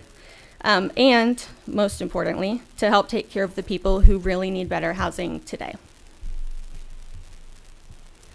So I wanted to go ahead and do some comparisons here. In my real estate career, I spend a lot of time comparing one property to others in the market to help determine value. Those same principles really apply to cities. So when I was looking at Hutchinson, I went ahead and chose 2 cities in Kansas, and then I chose another one that we compare with population-wise, income-wise, things like that, industries. So what you'll see here, and this data is also from 2010 to 2021. So this is not the last 3 years of data. Because when Salina had their housing study done, that's where their data collection stopped. So I just wanted to go ahead and use that as a firm stop. Our median income lags behind all of these. Our homes constructed as well too. Our population is in the middle. And our home ownership rates are in the middle as well. Our home values are lagging. It's not anything that I don't think anybody expected. What is so significant and interesting, though, about this town in Portage, Indiana, they're a suburb of Chicago. They have been going all in on housing construction since 2010. It has just been so crucial for them to construct housing. They knew that they had the need. They knew that if they built it, people would come. There's just a lot of great things about their community, like there is about ours, that keep people wanting to be there. After this data was captured in 2023, Google actually committed to building a data center in Portage, Indiana. It's a $2 billion project that created about 200 jobs, which has resulted in even more housing being constructed in the last year. They actually have had, she had just sent me an email, it's like 96 building permits pulled for the first half of the year so far.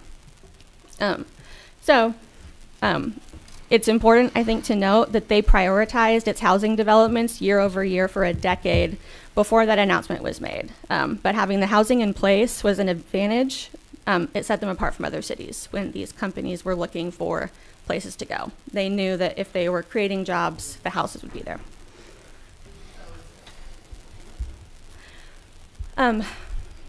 So the situation that we're finding ourselves in here, it wasn't created based on one bad decision, one economic crisis, one bad year. It is a slow accumulation that we have had that has led us to where we are today for housing. Economic and environmental factors alike, and then our biggest component is time. A lot of time has passed. So we need a multifaceted approach to come up with solutions here. You got exciting updates last month from Interfaith and SCED. You know all about the rehabilitation that we're doing to our existing housing supply. They're doing everything that they can to touch as many homes in Hutchinson before the ARPA funding runs out. And then today, you heard about single-family and multifamily developments that will be completed mid-2026. So those are really exciting opportunities we've been waiting years for with the Landmark and with Plum Creek, but it's not enough.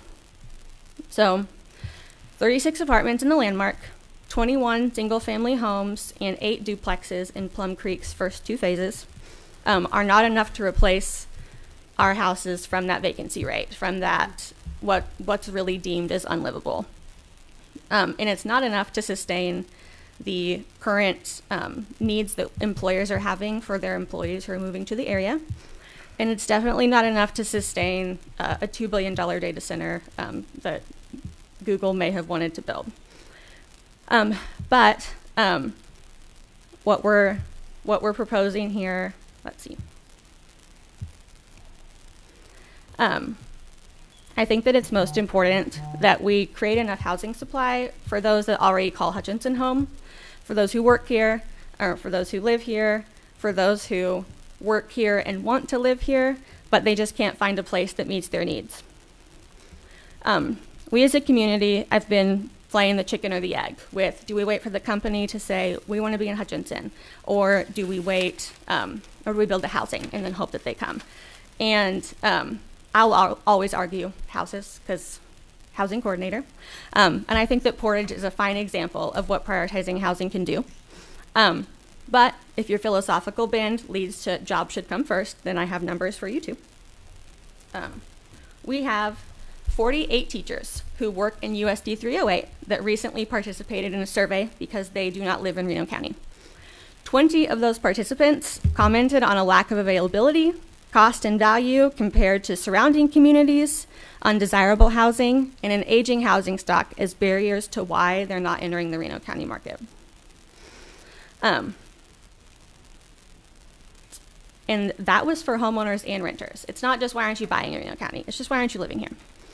And the cost to commute is quite steep. So in 2023, the U.S. Chamber of Commerce found that the average commuter spends $5,750 annually, or $475 a month on commuting, whether it's gas, maintenance, time that they're spent on the road. That's 14% of a teacher's salary. 14% that could be spent on a down payment, that could be spent on home improvements, or dance lessons, or dining at local restaurants, but they're spending it driving in their car, not with their kids, not with their spouses, not doing things that enrich their lives. There are 230 open positions at the hospital, and that does not count the ones that are currently staffed by travelers. We have hundreds of people saying, I want to live in Hutchinson, or I want to work in Hutchinson, but I can't find a house and I can't afford to commute. So, we know what all the problems are. We're doing what we can to tackle different pieces of them and provide a really multifaceted approach. But in one of my first meetings with Enrico, he told me that the message needs to be clear. Hutchinson is open for business, end quote. And I can't think of a better way to say that we're ready to go than to acquire some land and make it easy to say yes for developers. We want to lean in with our trusted partners on this project, one of which is New Beginnings. They're excited to step onto this field and play ball with us. So with the purchase of this land and some help funding our designs and surveys, doing the initial legwork, the things that take up the most time and the most red tape and the most money, we're going to utilize our pre-approved plans that we've had since 2009 and open an RFP for developers of all sizes. We want to say, we've got the land, we've got the plans, we have the development incentives. If you did not know, Hutchinson has an infill development program. You get $1,500 in building permits reimbursed to you, or waived for you, and then all of your water and sewer tap fees are reimbursed. So we have great incentives, and we have qualified buyers who want to be in Hutchinson. So what developers are going to turn the dirt for us? Who wants to help us pave the way to a well-housed Hutchinson? So I'm asking you to do something that you maybe not are always asked to. I want you to play offense with me. We're not going to be on the defensive anymore. We're going to take a step and say, Hutchinson needs housing, Hutchinson has people who need housing, and we're going to make sure that we can get it done. So the motion that you're making today, or hopefully making, is to approve the land purchase as presented, contingent upon satisfactory environmental site assessment and survey. I know that this could sound crazy, like a huge experiment, but Hutchinson is not the first city to delve into development. A really good case study is Richmond Heights, Ohio. They have a land bank program that runs a little differently than ours, and they have a lot bigger lots that they're using.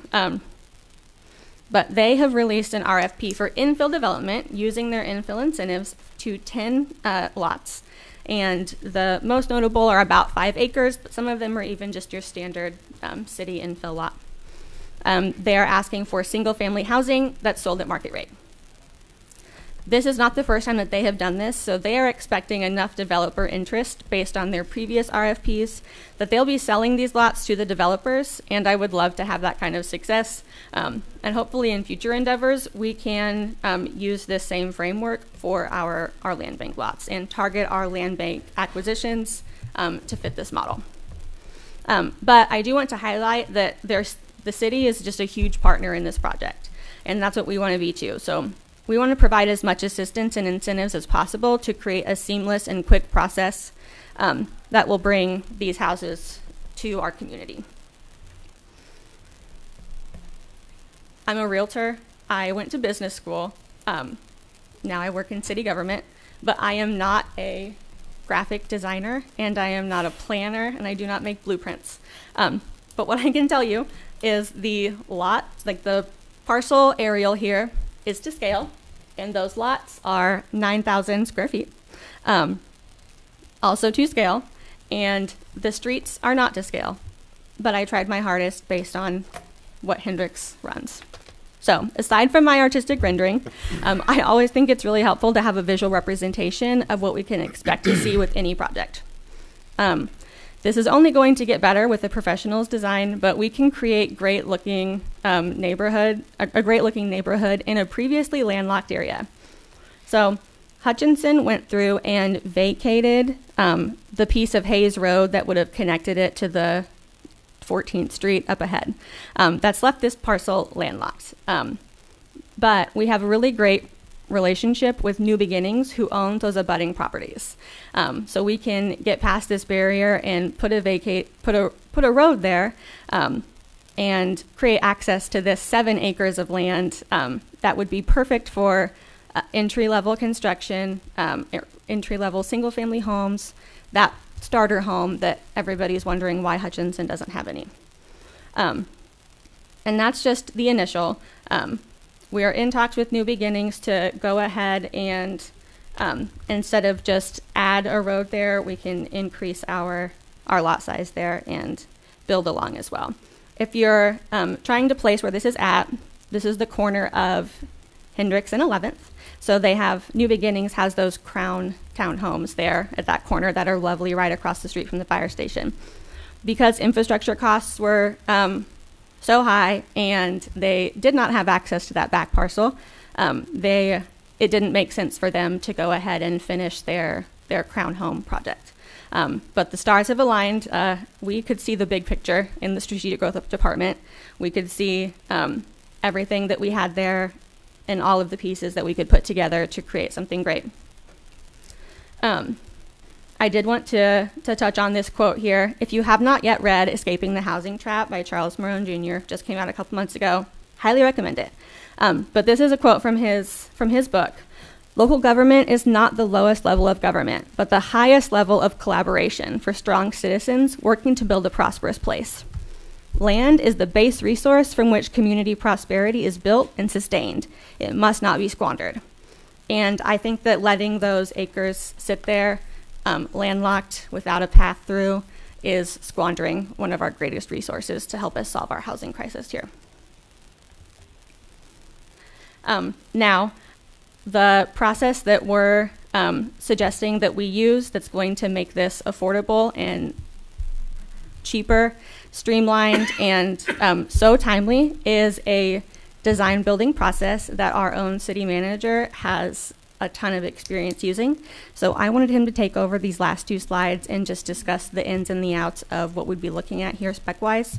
But it's a really solid plan, and I'm really excited to share it with you. So thank you guys so much for your time. I really appreciate it. Thank you, Carissa. Good morning, Mayor and Council. So I'll go back to this timeline, but I'll go ahead to the next slide. So when we look at traditional construction or methodologies or approaches, this pursuit would be done via alternative delivery. And one request there would be either design build or progressive design build. And so to understand that compared to what we normally do, or typically, a design bid build is when an owner has an issue, they reach out to an engineering firm, and we contract with a unique engineering firm to help us design a solution to the problem. We then take that design and we put that out for bid to get a contractor on board. So then the city enters into a contract with a constructor to build the project. So the owner will have 2 unique contracts with 2 different companies, and oftentimes there isn't collaboration between the 2. And that's just a fault of the design bid build process. And so that results in construction delays, change orders, and things like that. When we shift to a design build or a progressive design build or a construction manager at risk type of methodology, the owner, the engineer, and the constructor are all at the table at the same time brainstorming, so you can get out in front of any issues. It's not a magic bullet, but it does work successfully, and I've done it numerous times professionally. And the approach that we would take for this is you can basically see it as almost a quasi-public improvement project, where in the proposal process, we would request from the developer and their team that this is how we're going to do it, here's what the city can offer. And the reason for that is so we can have a hand in the quality, so we can assure ourselves that they can actually deliver on what they're promising.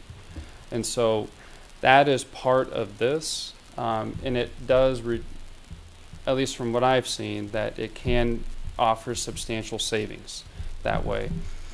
So going back to the timeline, this is very rough, very tentative, subject to other inspections, environmental assessment that we're doing on the properties before we purchase them, if we do.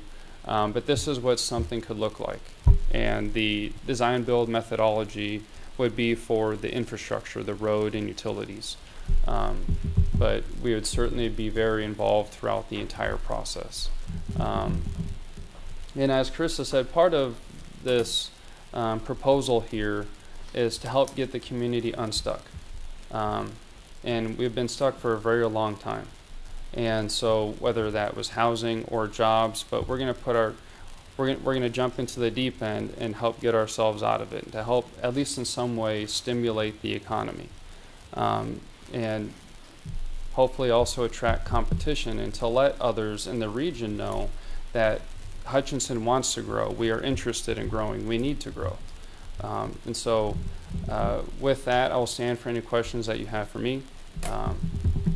But that wraps up the formal presentation for this item.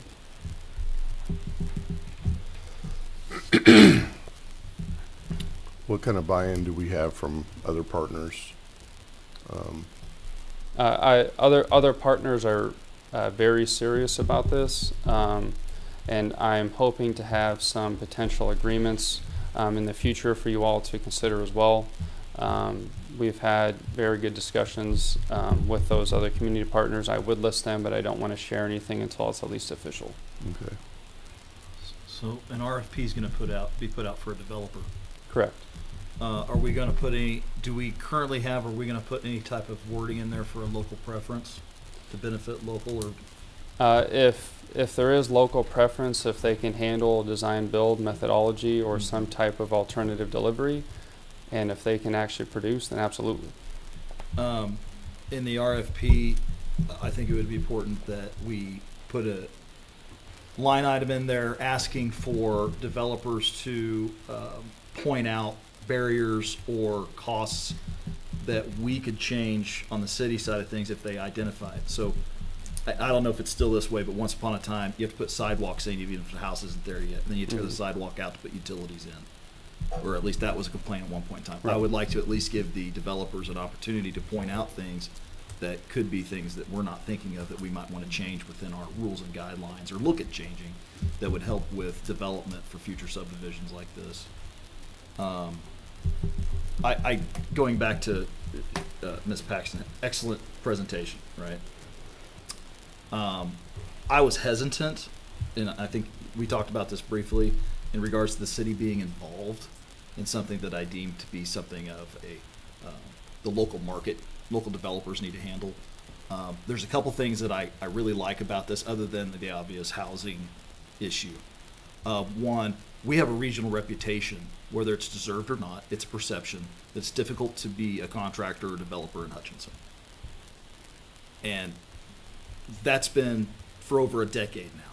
I go to lumber yards or places in Newton or Wichita or Salina, and I've heard Hutchinson's difficult to work with. Well, maybe you had an experience 10 years ago. I don't see it that way anymore. there's always room for improvement. So there's a reputation that hurts us, that this could help us get unstuck.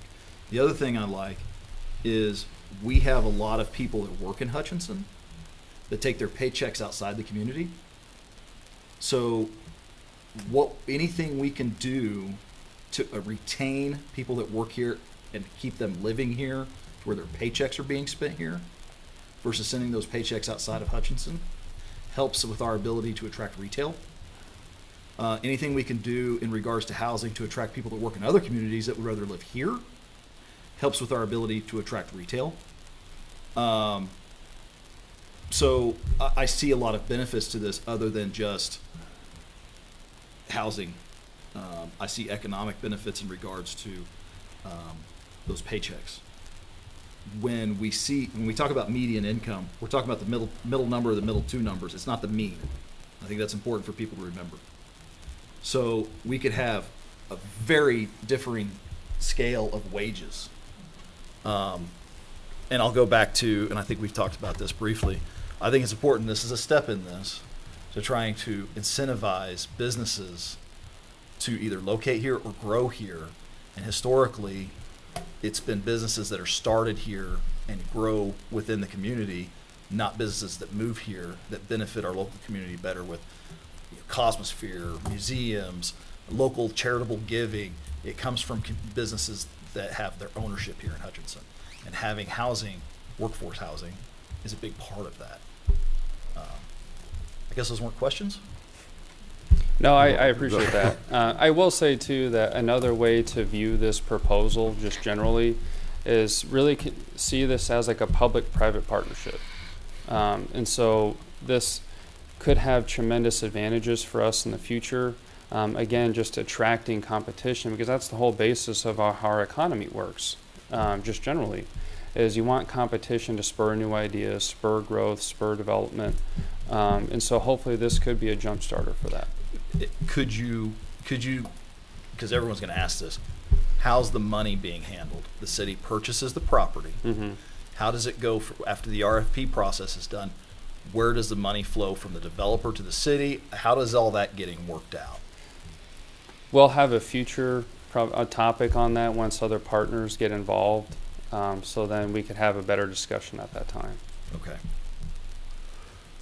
I appreciate and agree with your comments. Something that I hadn't thought of was the comment that you led off with was, we have this reputation in Hutchinson, and man, wouldn't this be a message to developers? Hey, we're here to help, and here's what we're doing for you. I would say, what have we been doing? This is very different. We'll probably get criticized for this in some way, shape, or fashion. But what have we done the last 25 years? Have we done this? I don't think so. Well, so if you're presenting as a design-build contractor, it's not just throwing out a bid based on predetermined specifications. Mm-hmm. It's what do you bring to the table to bring the most value to the table to win the project. Mm-hmm. So if we give them an opportunity to say, hey, not only, housing, 3-bedroom, 2-bath houses, here's the number for this, but if the city can change this rule or make this exception or adjust their policies in regards to subdivisions, it'll be this much more value to a developer. So it helps give the developers a voice on how we shape to be more attractive for developers in the future. Well, if that makes any sense. That needs to be in that RFP. That's what I'm saying. Yeah, exactly. And a design-build contractor will usually say, here's what you're asking for, but here's other ideas on how I bring more value to the table if we can make these tweaks. And a term for that has been known as value engineering, where other specs, say if there's a spec in Salina that the engineer or developer says, hey, we've used this, and it worked really well in Salina, I think it's appropriate and a good fit here, then we can be adaptive and incorporate that in. And so that's part of just the value engineering process.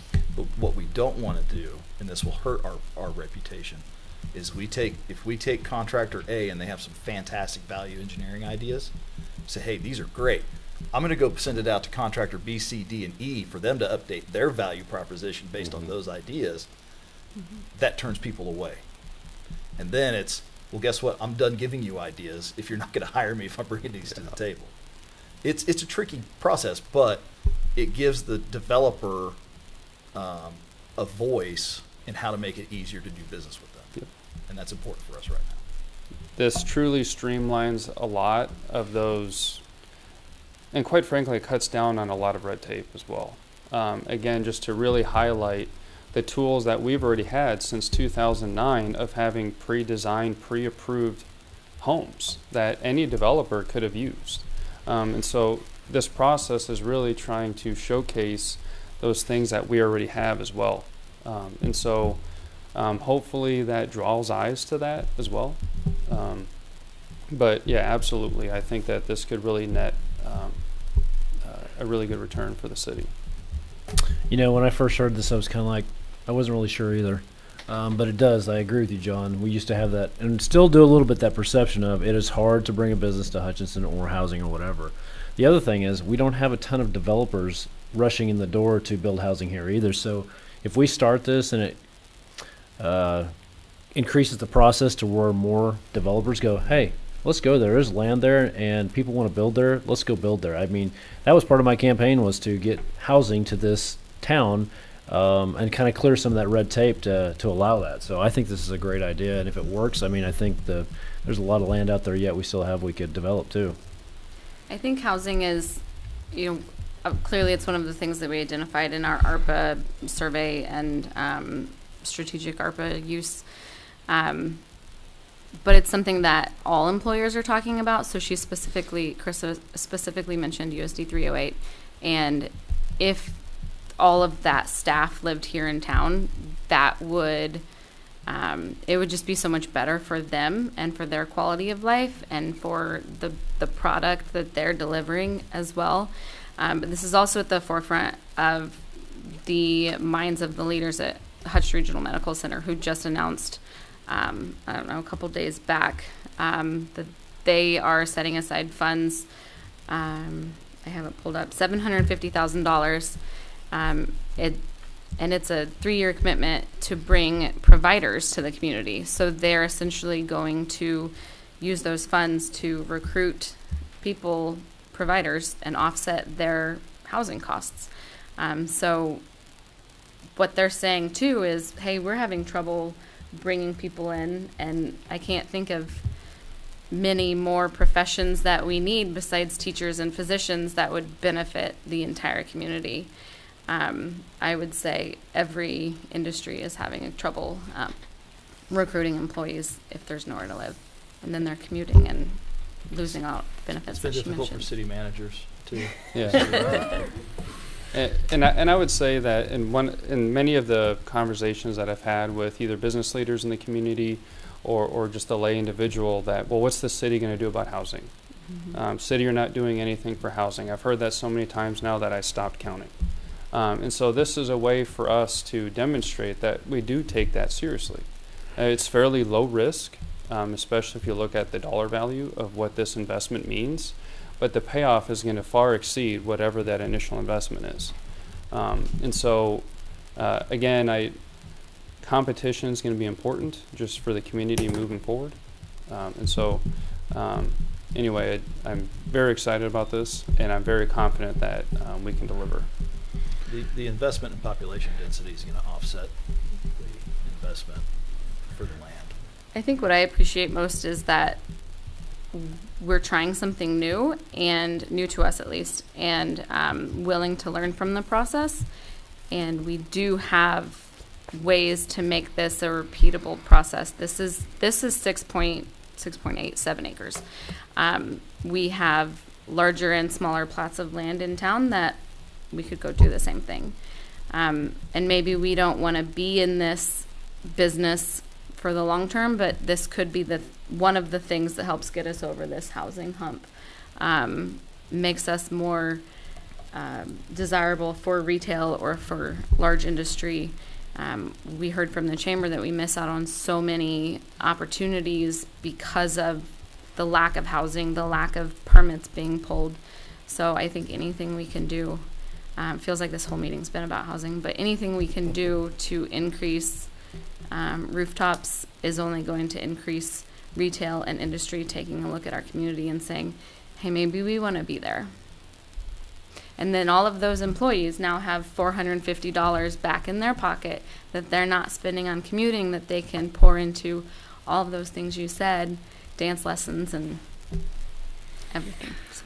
Okay. And restaurants, yes. Mr. Enrique, I applaud you for this. For the simple reason, when you called me on this and told me about that, of course, I'm a South Sider. I think right away the south end of town. I'm talking to all the south end now, all right?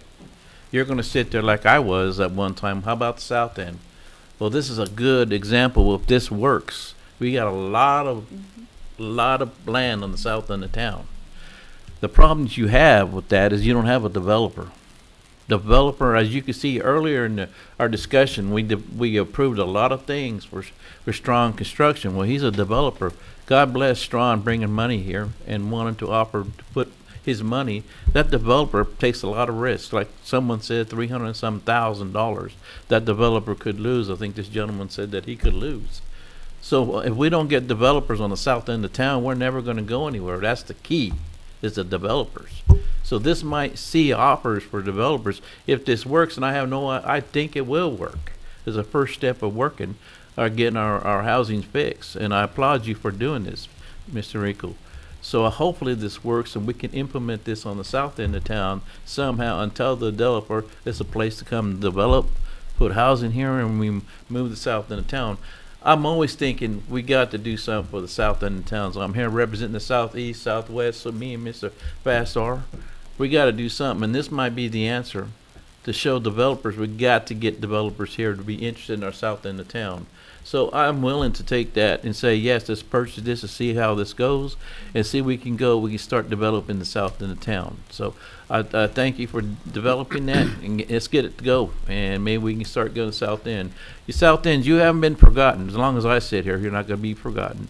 I'm going to push it and push it and push it and keep bringing it up, because that's part of Hutchinson too. When we send out the RFPs, can we send out just generic information that would benefit developing anywhere in Hutchinson, so they know here's the NRP program we have, here's the other programs we have? May not apply to this particular job, but just if it puts eyes on Hutchinson, hey, did you know that these were also available? We're going to send the RFP out anyway. Absolutely. We could include those as just additional attachments to the RFP process. Zones, all that stuff. Yeah, we could certainly do that. And Steve, there's one particular developer that is looking down in the southern part of town, but the problem for him at this point is there's not a big batch of land where he can have efficiencies in when he builds. But he's wanting to use these programs that you mentioned that I've used to build my place. And that's good, as long as we don't forget them. No, I understand, Okay. and this could really help with I that. agree.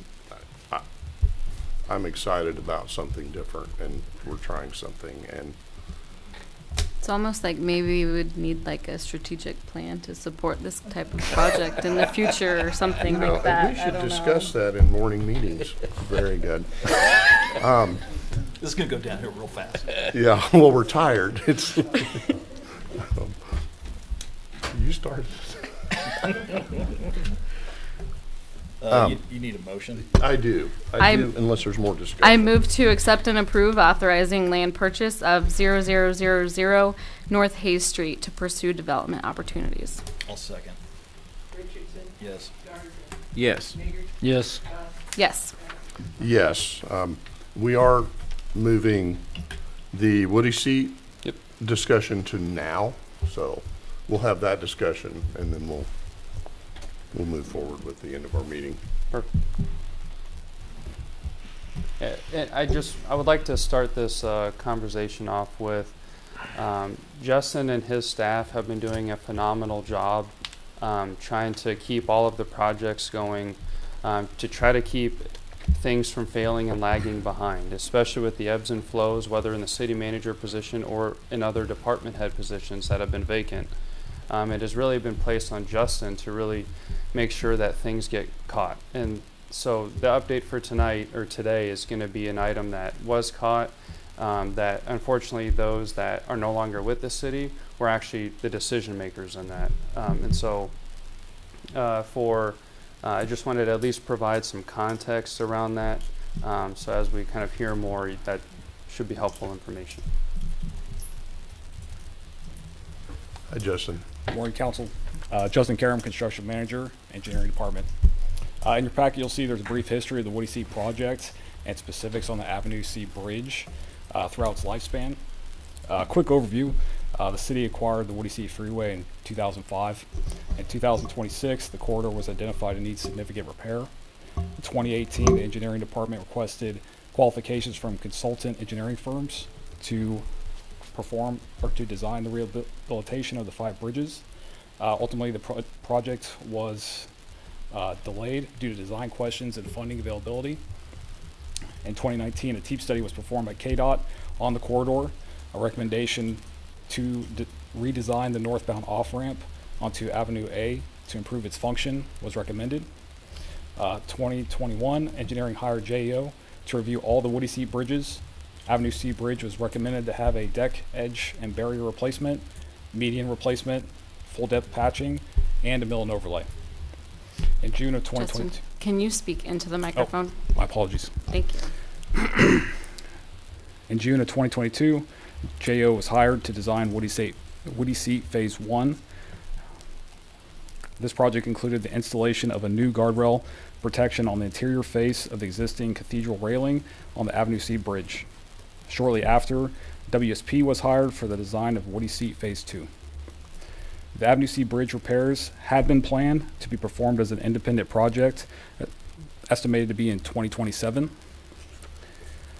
The Woody C corridor has been a project in process for a number of years, not unlike other major projects the engineering department's working on. The transition of staff has been challenging, but the engineering department is striving to keep moving forward to see this project complete. We appreciate the support of the city manager, especially Mary Grace, through this process, who has acted as our voice for the department, and JO Consulting for supporting us through this time. I'm happy to answer any questions I can about the project. Thank you very much. The question I have, this will be put into the Woody C Phase 2 project. Is that what we're talking about? That's the discussion right now. Okay. So originally it was scheduled to be independent. Now that we've brought it back up. So originally how it came to the budgeting meeting when it was being discussed, when you're on site, looking at Phase 1, looking at Phase 2 design, the median on Avenue C Bridge is not appealing. So the thought was, could we do something to vanity that median? So when we have these projects complete, it's not an eyesore for everybody that travels that pathway. So Brad's here to speak to anything about the structure of the bridge, its current condition, and what it would take to correct it. But that median repair has to be full depth. It's to the condition where we can't just put a Band-Aid on it to get us to that future project. Okay. I got a question right now. I met with a couple citizens yesterday underneath the bridge and everything. That one, I know I used to work in engineering department, and the bridge comes down, the rocks come down. They've been picking up the rocks down there by the B Street and all them and stuff like that to keep it kind of clean until we get the project done, or what? I have not heard of any of the riprap coming loose. Okay. If that's, I'll make a note to coordinate with street department, and we'll patrol that and see if we need to do some cleanup. But ultimately, that riprap should not be moving unless we get a ton of rain. But we'll look into that. Also, the weeds on there. Are we keeping up with the weeds and keeping them cut and all that stuff? I mean, I know we don't have time for everybody, but you know that also came across, and they were talking to me. Ultimately, that's not an engineering, but I know Brian and his staff work really hard about keeping those mowing cycles up. But I know they don't have enough staff to get to everything like they'd like to, but I'll pass that along as well. Okay.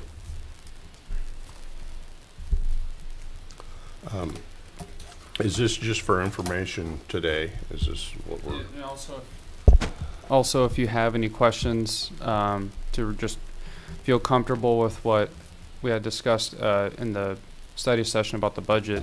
I know that was kind of a hot topic, and we did take that conversation very seriously. Justin really dove into the history of how we got here. But part of the median and why it's critical is that it's integrated into the bridge deck. And so you can't just scrape the median off, so it would require more full depth work to fix that. Brad, if there's anything else that you can contribute to that, just so it's at least well known why more work needs to go into it. And this is a vanity issue with the median, or is it a function? Or yes? Yeah, the median is kind of the visible decay that's on the bridge, but it's revealing more fundamental kind of bones issues within the bridge. So we can't, just to Enrico's point, we wouldn't want to just replace the median. You're not fixing the problem underneath that. If we're going to fix it, let's fix it right. That's an expensive project. It's not just the median, it's the edges. I think there's some photos in your attachments, and then there's going to be patching just that needs to be done besides just the median and the edges. So it's a very significant bridge repair, but we don't want to touch it without fixing it right, so you don't have to come back in a few years and do something again. I don't agree with fixing it. I don't disagree with fixing it right. I'm just saying, is it something that we're going to do now, or are we going to put it off for 2 years? Is that the question that's coming up? Yeah, we're not, because this is more of just a discussion point. There's no action item associated with that. But if there were feedback that could be offered, I mean, that's certainly one of them. If we want to consider that, incorporating that into phase 2 is fixing this. Can that be done while we're doing phase 2? Is there an issue with that? Discussing with Angela, it looks like we potentially could have the budget availability to include this with phase 2. We're still finalizing the final cost for the project, so that's tentative, but the initial estimates, we could potentially include this. We would recommend potentially having it as an independent project to coincide with phase 2, but we could take those plan sets for the bridge repair, include them in the current plan sets for Woody State phase 2, and bid it all as one package. So we do have some options. Okay. One headache to this is Avenue C Bridge goes over K&O Railroad, so the process with their review takes time that we're not sure of at this moment. So if we add it onto Woody Seat phase 2, it could delay the whole project, but if we keep it independent, we have a little bit more control over that. I understand that, but if we were to finish phase 2 and we say, hey, it's finally done, okay, now we're going to close it down again so we can work on Avenue C Bridge. I may not be on city council at that time, so you guys have to deal with that. No, that's why I'm asking. That is exactly it feels why like I'm doing it all asking these questions. at once The community has been inconvenienced now for 2 years with some big things. I wish we could push to get that done. If it needs to be done, I know we could wait till 27, but I was out there on Sunday. I'm like, I need to look at this for myself. And the Avenue C Bridge, it's an issue for K&O as well. It's in their best interest to get this repaired. Yeah, and there's an issue there, or there will be very soon. And I'm not a bridge expert, but I got a question for you. We're making these repairs. We're taking these bridges down, so the public understands this. We're taking these bridges down, but we got to maintain the bridge safely. Or talk to me, because I get those questions all the time. Why are we making repairs? We're going to take the bridges down. So we're not taking that one down. She's not coming down. C's not. Okay. Yeah, exactly. We're taking down B&A. We're not doing repairs on those, but this is Avenue C, and the ones to the south we're keeping. So I get those questions all the time. Sure. So C is staying up. That's correct. And the repairs are on C that's staying up. Correct. Correct. A, B, and Avenue A are coming down. Correct. Okay. Yep. Now you got me just so you know, the bridges to the south are younger, so they're in much better shape. But this C bridge was part of that. It was built with B&A, so that's why its condition is needing some tender loving care. Okay. And perhaps Angela could touch on this a little bit better. Excuse me. But on the financing piece, based on the amount of money that we plan to bond and then the amount of money that we had in cash, that we shouldn't have to play musical chairs with other capital projects to get this work done. So I did think that was a point worth making. I don't know how you do it. Oh, she's going to tell us. So whatever this magic is, I want to use it at my office. Yeah. Angela Richard, Director of Finance. So I looked back at the 24 budget, and we had budgeted 5.5 million for phase 2. Part of that was using approximately 600,000 of ARPA money. What was left over from phase 1 of Woody Seat potentially looks to be about 800,000. So the fact that we have more ARPA left over, and the fact that they're estimating that phase 2 would actually be about 4.3 million, I think we would have about an extra million where we could use that towards the Avenue C bridge. So we lucked out. Yeah. Thank you. Until we get the bids back. Right. Okay. Well, I appreciate the information, and we'll move forward. I would certainly hope that we could include Avenue C Bridge in our phase 2 part of this project. And, you know, I know railroads are difficult to deal with, but maybe this smaller railroad wouldn't be quite as difficult.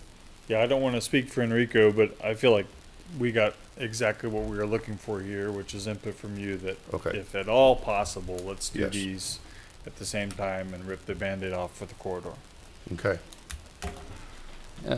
That is it for the portion of the Woody Seat update. But Matt also had an update on C-Click Fix, just while we're on the city manager's report. Okay, no worries. And we'll come back to you with other comments at the end if you want. Yeah, good morning. Matt Williams, Director of Community Development. I know we've had some questions about C-Click Fix recently, especially if a citizen puts an item into C-Click Fix and then is unable to see the item. So I just wanted to let you know that we are having discussions about how those items are displayed. Currently, if a citizen makes a complaint about an item that is a public item, maybe a pothole in the road or a tree down across the road, something like that, that item is going to show up on the public-facing map. But if a complaint is made about a private property, like tall grass and weeds or junk on a property, that item is usually hidden so that not everybody can see, you know, which private properties are being complained about. But we are having that discussion internally if we want to change that. But just so you know, all items are available to staff to see which complaints are being made. And then there's a couple different ways you can put in a complaint into C-Click Fix. You can do it as a guest anonymously, and then you're not going to be notified about what happens about that complaint. Or you can put it in as a registered user, and if you're a registered user, you can still put the complaint in anonymously or with your name attached. And either way, if you're a registered user, you're going to be able to see what happens with that complaint. So when staff makes comments about it, you'll be able to see if we send a letter or how that happens. Even on private issues, you're not going to see it on the map, but you're going to see about it, what happens with the complaints you make. And then also we are going to work on an educational piece to better explain this on the website, to let people know why they may or may not be seeing the item on the map, and then how the app works after a complaint is made, because a lot of times people think that they make a complaint and then nothing happens, when in reality, let's say you make a complaint about junk on a property, there's obviously a day that, you know, it takes for us to go out and verify that that's an issue. Then we send a letter. We usually give people about 2 weeks to resolve their issue. If they don't make any progress, we send them another letter saying, hey, you have 2 weeks or we're going to send this to court. Then we have to spend a couple weeks going to court. You know, it's a long process that people think nothing is happening, but there's things going on in the background. So we want to educate the public on what's going on with that. So just wanted to let you know we're working on those things. All right, I appreciate that. Yeah. All right. Can we move on to council comments then? Sure. All right, Garza. I love when you get me first, but that's okay. I can handle it. He usually hits me first. So. Yeah. Let's see here. Okay, tonight at 5:30, the founders will have their meeting. So all the founders in that our side of town, everybody come out to the meeting at 5:30 at the Zone. Also, the founders will have on August 24th. We'll have a picnic. We invite everybody out to come to our picnic there at the Zone, I believe, and I'll get you the times and stuff for that later. I just got notes here. Also, the ordinance on noise, when we gonna have a thing on that? I'll touch base with Paul and where he's at with his research. Okay. So kind of waiting on research right there, right? Yeah. Okay. Yes, I had my meeting about a couple of weeks ago. The city managers there had a good turnout. I think I had about 20, 25, 30 people there. It was a great turnout. And I'll start doing that over again, getting going on that. And had a lot of good comments and a lot of questions that I asked come from that meeting. So other than that, that's all I have. Thank you. You bet. Scott, now you. Oh, now me. Okay. Yes. So I guess 5:30 this morning, I think there was firefighters dispatched out east on 4th Street for that big fire out there. So I was just gonna throw out there that just thinking about our firefighters out there. I know one had been sent to the hospital, has been released, and I know we have other outside Reno County fire dispatched to help locally, and then they've reached out to outside of our county as well. So, and I think it's probably pretty close to being out or resolved. So I don't know exactly, but that's just what Mary Grace had sent me. So, so I just want to bring that up. And yeah, I actually had talked to Enrico about the noise ordinance because I've been getting some responses back to that as well. Something we need to address. The races, I want to bring those up. I think that's still a great thing we all need to be promoting. I know the Phil Nightingale and Mel Hampton Ford are investing a lot into our community to make that happen, and I think it can be very beneficial to bringing us some additional revenue. And I know they had a big turnout for the silver car races. I know there were a lot of hotel rooms booked, so that probably would have been a pretty good economic impact in our community. And then I did want to thank Angela and the utility billing department, because I know we switched over to that new utility billing for the water, and I had some hurdles with it, but now that we've got past those, I think that's going to be a great addition. It's a lot more user friendly and helpful. And then on Lucille Drive, they're getting ready to redo that street on August 7th. And then also I wanted to bring some positive to the Panorama area. If anybody's listening, I know that the police have been up there. On Saturday, there were multiple drivers cited for various offenses, including an exhibition of acceleration. So they had one that was 56 miles an hour in a 35 zone. So that's, I'm glad to see there's something happening up there for those residents. So HPD is up there and patrolling, and I know, Greg, you said we had a car up there. Yeah, I requested that. Well, I hate to publicize this. Yes, I agree. Sorry, it's a fake car, but we worked together with the county. Chief Burley didn't have any extra cars, but the county had one, and we put one up there. Well, it's just things to get people to slow down. Yeah. It's more of a reminder for people they need to slow down in this neighborhood. So, and they're basically taking the traffic counts now on Lakeview for that baseline for the potential traffic circles up there, and then Walden and Panorama, the 37th Street intersection is being surveyed for a potential traffic circle up there. So, I think that's all I have. All right, Stacy? Yes, so first thing I just want to put to bed the possible rumor mill that maybe we know something that the public doesn't know because of today's entire conversation about housing. And we don't currently, but like Ms. Paxton said, we've played the chicken and the egg regarding housing for so long. And we have missed economic development opportunities, not only in years past, but very recently, because we simply don't have the housing to support industry or retail. And we didn't even have the hint of housing to support an industry. So now we have the land with the annexation and with the industrial park, and soon we'll have the housing that not only supports our community, but supports growth as well. So I think that's something that we should all be very excited on, but we aren't like in the know with anything super crazy that's coming or anything like that. So I just wanted to put that out there. And then another thing to clarify what I said earlier, as we tabled strategic planning, the August 20th meeting, I just felt that it was a poor option because it's the meeting that we're talking about the atrium and having that hearing. And I feel like all of our attention, not only in the meeting, but for preparation, is going to go to that issue. And as we think about the strategic plan in the bigger picture and how it suits us as a council and suits us as a city and staff, it just didn't feel like that meeting in particular would have been a good option. But I know that us as a council do invest a lot of personal time to consideration, and so I didn't want you guys to think that I was trying to not be here or, you know, have a long meeting or something like that. I also know that I have an action bias and I like to move quickly on some things, and that seemed like something that would have been pretty simple. So I do appreciate you guys slowing it down and taking a beat to slow down that process.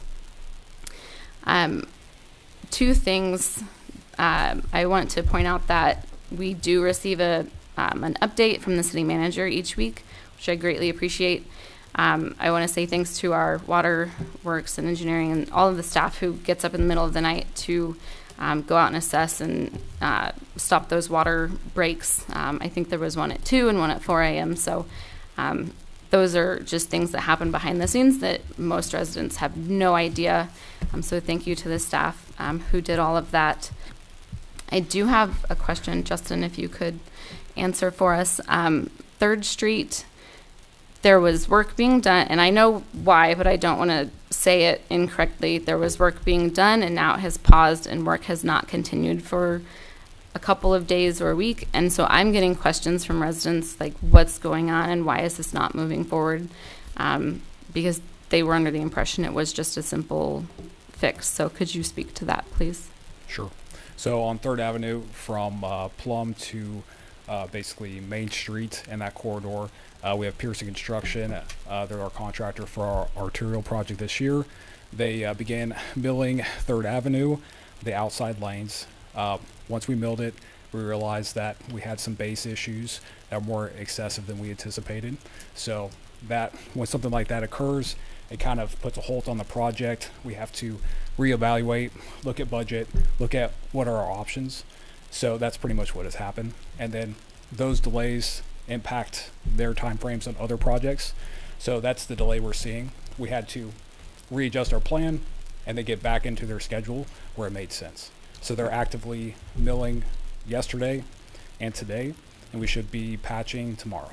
So Okay. Get some movement on that now. And they're going to a depth of 4 inches where they had anticipated 2 on the outside lanes? Yeah, originally it was 2 inches over the whole surface. Right now, we're going to have to go 4 in the outside lanes to give it a base worth having. And then in the bad areas, we're going to go 8 inches of base repair with asphalt. So it should be a product that's going to last into the future. So it's something we kind of uncovered. It wasn't a great product to begin with. So now we're just addressing it right. Right now, it looks like we will not be able to perform the center lanes with this project. That money is going to be allocated to correct the outside, and we'll be planning to include those in next year's project. Okay, thank you. That answered all of my questions, and hopefully others as well. And I'm done. Thank you. Yeah, I will say there's a whole bunch of people out there working today, and there has been nobody out there for a while. Yeah. So, Mr. Mayor, I got one more thing. Yes, Steve. Oh, I forgot, and I'm sorry I forgot. I'm not forgetting them, but your carry bill, I'm still working on the internet, so I'll be getting in touch. We're having a group meeting with the internet provider, so I haven't forgot you. It's just that I'll be getting hold of everybody. That's all. Thank you. John, do you have anything? I had a great time at the races this last weekend, and I would remind people to go out and vote today. And that's all I have. All right, I'll echo the race thing. I was going to mention the voting and also the Southwest Bricktown Fiesta on the 21st. We continue to plan for that. Exciting things. There should be a good time. With that, I'll stop. Enrico? Just one update. So we recently caught that with the city and its intentions to exceed the revenue neutral rate, When the mailings were sent out, the time was September 3rd at 9 a.m. to have the meeting. Well, that's the date that we were going to start our evening meetings.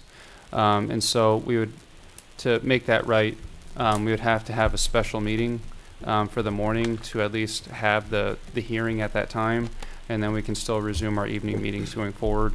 I understand the inconvenience, but that when the mailings were sent out, they were notified of what the time was. I suggest we take the higher, we have a special meeting in the morning, and then we have our previously scheduled nighttime meeting. Is that okay with everybody? What time in the morning? 9 a.m., just our normal time. Will we be having the full hearing, or will we be opening it and then leaving it open until we resume at 5:30? Because, so full disclosure, USD 308 made a typo on the date, and so we are having a special meeting tonight at 5:45, opening the hearing and then holding the same revenue neutral rate hearing on the 26th, because the typo was 6 to 26. So you could do it either way. I think so. I hadn't thought about that. Let me think about that one, how we want to handle it. Paul doesn't have an opinion. Yeah. Regardless, we all will need to be here at 9 a.m. on the 3rd. I think that's the point. And those community members that want to participate in that, it will be as posted at 9 o'clock. That's all I have. All right. Motion to adjourn? I move to adjourn. Second. Yes. Yes. Yes. Yes. Yes.